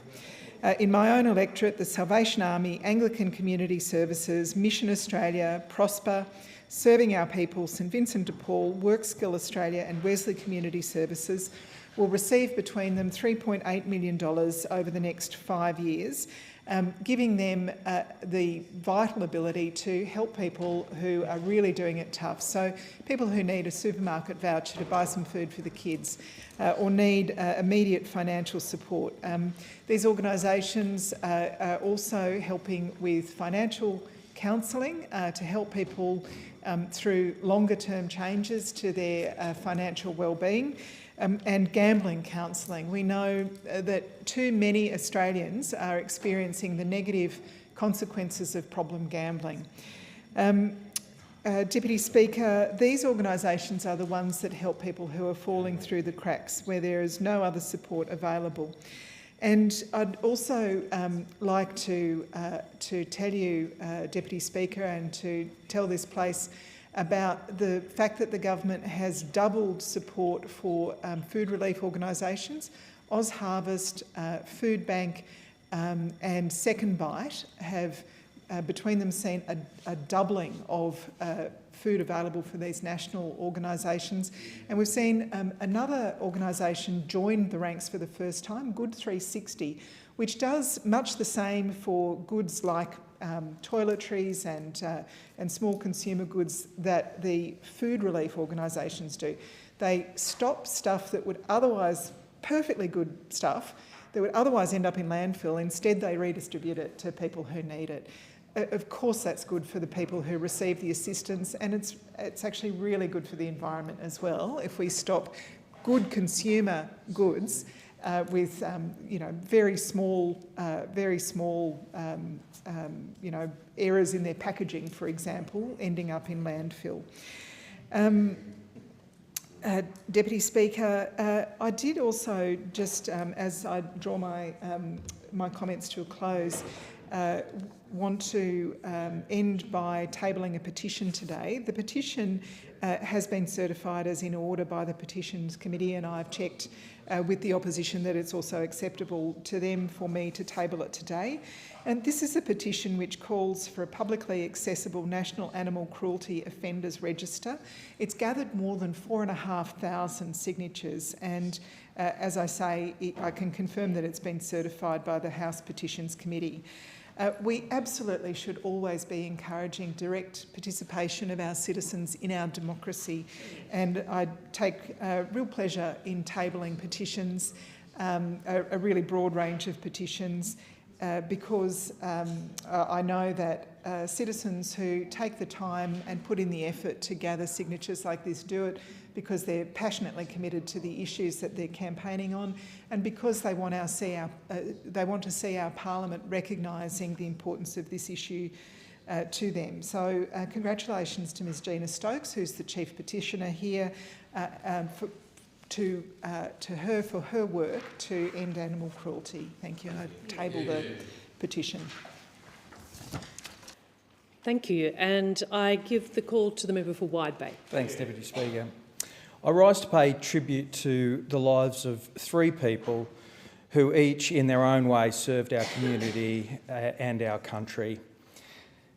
In June this year, one of Wide Bay's last surviving World War II veterans passed away. Lillian Coyne was a much loved and respected family and community matriarch. Lillian was 99 when she passed away, and her kindness, wisdom and sharp wit are sorely missed. Born in Boppal in 1926, Lillian served in the Women's Royal Australian Navy during World War II in a clerical role, mainly as a member of the HMAS Moreton. After the war, Lillian returned to Boppal, where she raised her children and became deeply involved in the community. Lillian was one of the residents who helped establish the Boppal Museum.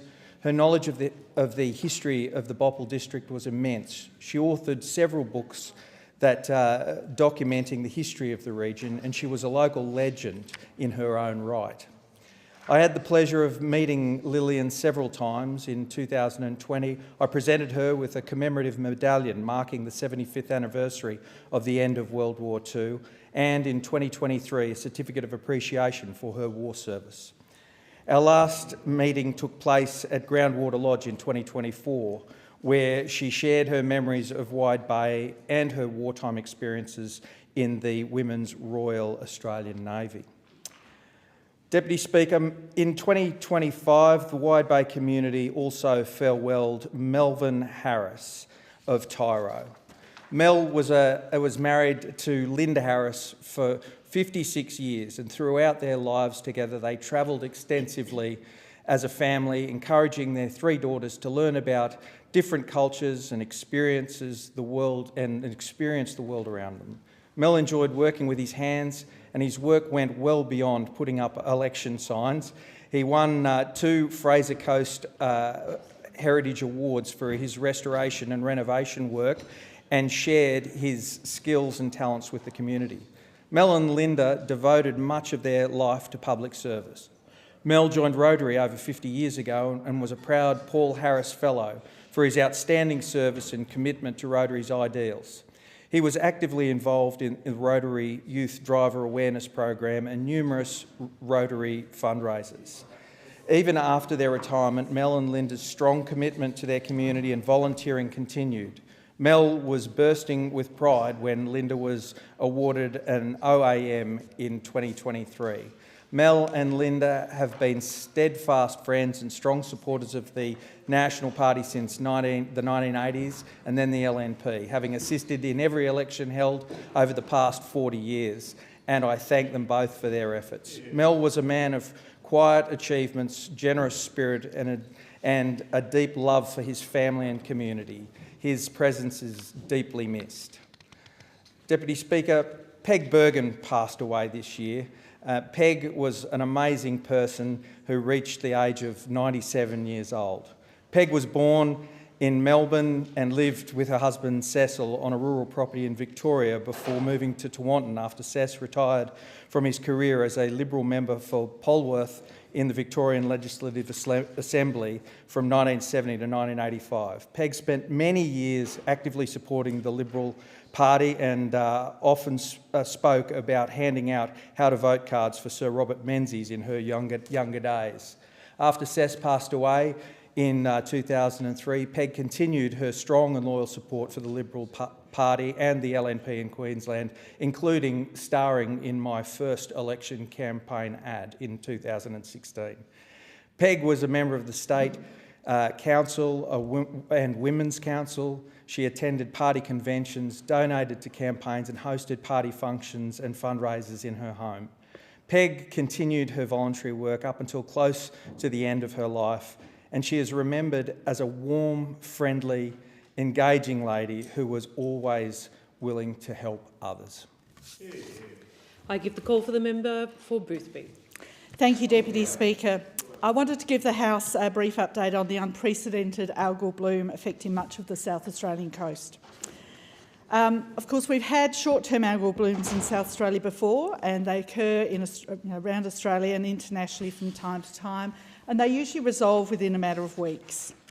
This algal bloom started south of Adelaide in Mayo in March, and initially it was also expected that it would last a couple of weeks, but it didn't, and it grew. The algal bloom is now affecting metropolitan beaches, coastal waters around York and Eyre Peninsula and Kangaroo Island. The bloom is twice the size of the ACT, affecting over 4,000 kilometres of coastline, and in places it's about 20 metres deep. Scientists identify 3 major causes: nutrient-rich floodwaters from the Murray floods, an unprecedented upwelling of nutrient-rich waters from deep off the continental shelf caused by changing ocean currents, and a marine heat wave of around 2.5 degrees. This has been complicated by a long, warm summer with calm weather and a late winter onset, which meant the waters were relatively still. We've been warned of climate change and marine heat waves decimating marine environments for a long time. And like the apocryphal frog in warm water, we haven't paid enough attention to the early warning signs. So now we have a late warning sign. This, what is happening in South Australia, is what we were warned about. And while those opposite squabble about net zero, whether climate change exists or is worth responding to, our marine environment is dying. Dolphins, sharks, rays, skates, fish, squid, penguins, turtles, shellfish are dying, and their carcasses are washing up on our beaches. Under the water, the reef and the seagrasses are now a barren, sludgy wasteland. Speaker, this is obviously having significant effects on my community as well. Local residents are devastated by the marine carnage they see. We love our beaches and we love our marine life. People are avoiding the beach because of the reaction to the algal bloom, which causes in humans sneezing, watery eyes. It's also affecting our economy. South Australia is renowned for its quality seafood industries. Bluefin tuna, King George whiting, renowned Coffin Bay oysters, just to name a few. All are suffering downturns in catches, and some of the aquaculture industries are facing closures. An oyster farm in Cowell on the Eyre Peninsula announced its closure today. Commercial fishers are experiencing significant decline in catches. Our tourism industry is affected. A local boat tour operator tells me they've had pretty much no income since March. A recreational fishing shop told me their income has dropped by 75%. An algal bloom of this scale and this duration is unprecedented, and unfortunately the scientists can't tell us how or when it will end. There's no cure that we can apply, nothing we can add to the water, no process to remove the algae, nothing we can do to protect the animals. Deputy Speaker, the federal and state governments have jointly committed $28 million to provide support, and that's up to $100,000 for seafood businesses and up to $10,000 for other businesses. Money to help with the clean-up of the beaches and research to try and find how we can prevent this happening again in the future and what can be done to remediate the marine environment after this is over. And I know what my community wants is for the animals to stop dying. They want a cure, they want a fix. And there is nothing in the short term that will make a difference. But this is a sign that we need to continue our action on climate change. Our energy transition, which has been supercharged under this government, 80 large-scale renewable projects approved, 130 more in the pipeline. The home battery subsidy will help fast-track the change and make your energy bill significantly cheaper. The faster we transition our energy system, the faster we get off fossil fuels. Climate change is not a theory, it's not fiction. If you want to see the future under climate change, come and see our beaches. This is not the time for grandstanding about net zero. Now is the time we should be racing for solutions. The impacts of climate change we were warned about are happening now. They're happening on my beach, and they're impossible to ignore, or at least they should be impossible to ignore. I give the call to the member for Lindsay. Madam Deputy Speaker, when I'm out in my community speaking with people, one of the top issues that comes up is around the cost of healthcare, and health in my community in Western Sydney is an extraordinarily difficult issue. We have some of the highest rates of obesity in New South Wales, which puts pressure on our local public hospital with chronic disease, and we've also got some of the highest rates of mental health issues. And I hear often from local constituents around wait times, inability to get into the hospital, into the mental health beds, and of course the inability to see a doctor that will bulk bill. And that's really been the theme of this week, is asking the Prime Minister about the truth in his claims that all an Australian needs to see a GP is their Medicare card, when we clearly know that now people need both their Medicare card and their credit card, and it is something that people are writing to me. I asked this question of the Prime Minister this week, and not only from my community, I've had emails and phone calls from right across the country saying this is true. We are really struggling in this cost of living crisis to pay our bills, to pay our electricity bills, to send our kids to school, and we're also struggling to see a doctor. This is extraordinary in this country, but it's extra extraordinary because the Prime Minister promised all you need is your Medicare card. He certainly did blunder his way through the response in question time. It was noted in my social media how terrible his answer was and how much of a lie that is now, a broken promise really to the Australian people. When we're talking about seeing a GP, it's always about the ability to be bulk billed, and the truth of the matter is, under the Coalition, bulk billing was at 88%, and it's now 11% lower under this Labor government at 77%. People from Lindsay and right across Western Sydney just can't afford these higher costs, particularly if it is a regular checkup. And as I mentioned in the outset, we have some really high rates of chronic disease in my community. So it is putting real pressure, not only on individuals, but on our local health system, as well as families and individuals going to the doctor. We're really concentrating as well on the impact this is having on seniors and aged pensioners who, as we know, go for a lot more checkups as they get older. And one of these people contacted me this week, a pensioner, and they weren't from my community. As I said, I'm getting letters from right across the country, and they're saying they're now paying hundreds of dollars to see their local doctor for regular procedures, which they used to pay nothing for. This is the state in which we have our primary healthcare right now. I've also had another person contact me saying they are paying $110 to see their GP. She gets just $40 back on Medicare.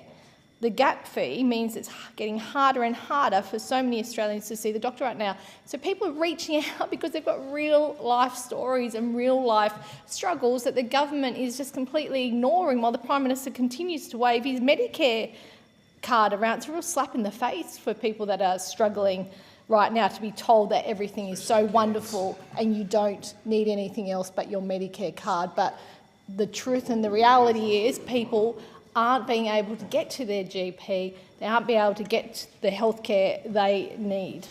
And we talk about Medicare urgent care clinics. I've got one in my electorate. It was opened by a Labor member that is not from my area. I wasn't invited to that opening, but that doesn't really matter. What it's about is the local community. But I've had constituents not able to access this clinic due to short operating hours and an inability to take certain walk-ins.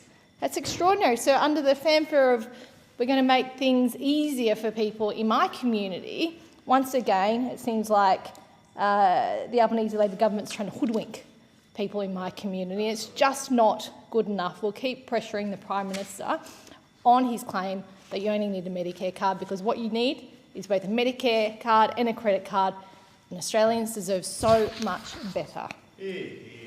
I give the call to the member for Banks. Thank you, Deputy Speaker.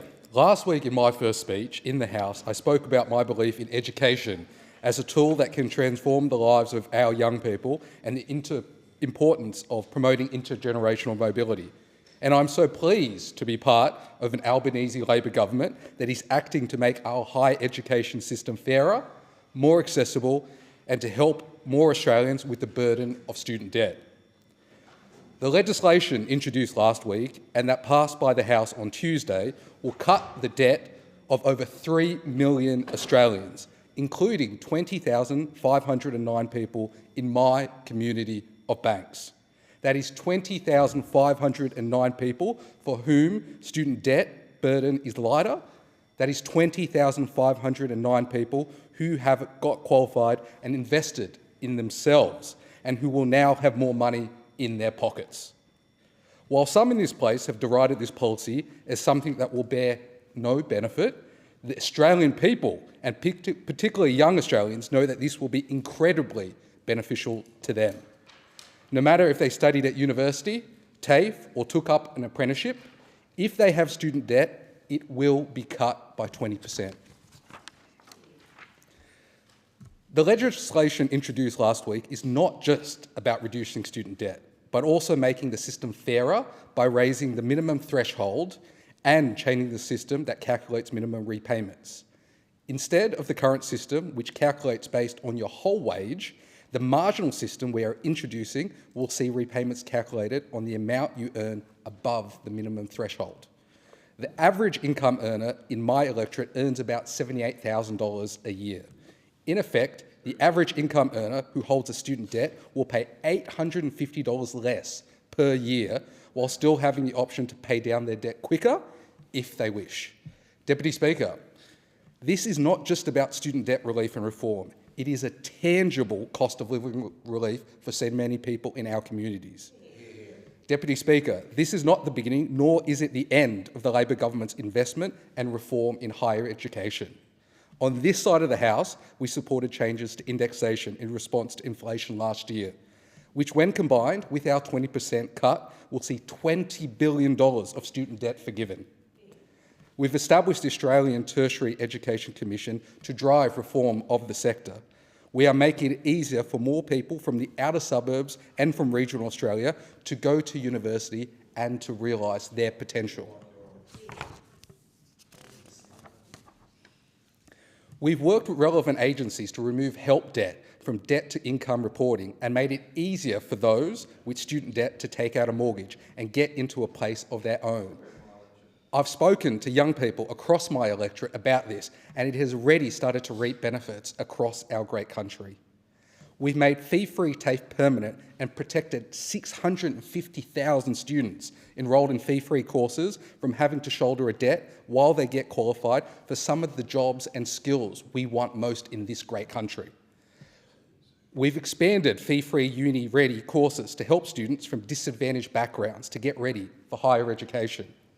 We've introduced legislation to combat gender-based violence at universities and ensure that campuses across our country are safe for every single student. And we've established paid prac payment support for 68,000 students of teaching, nursing, midwifery and social work so they can complete their compulsory practical training without ending worse off. Again, I have talked to dozens of young people in our electorate who have already benefited from this paid prac payment, making their study and their work life a little bit easier in their situation. This side of the House is delivering on its ambitious agenda to support young people to get qualified and experience the transformational power of tertiary education, an experience that I've had myself and that so many people in this House have had. Labor went to the election promising to protect fee-free TAFE and cut student debt. The Liberal Party told Australians' young people, though, that not only would they not help with their student debt, they would also be sending more students into debt by axing fee-free TAFE. When the Liberals and Nationals and ah about whether to support our students, this Albanese Labor government is providing relief to young people, protecting the integrity of our help system and expanding access to the transformational power of higher education for every single Australian. The question is that the motion be agreed to. All of those of that opinion say aye, contrary no. I think the ayes have it. The Federation Chamber stands adjourned until 10:30 a.m. Monday, 25th of August 2025.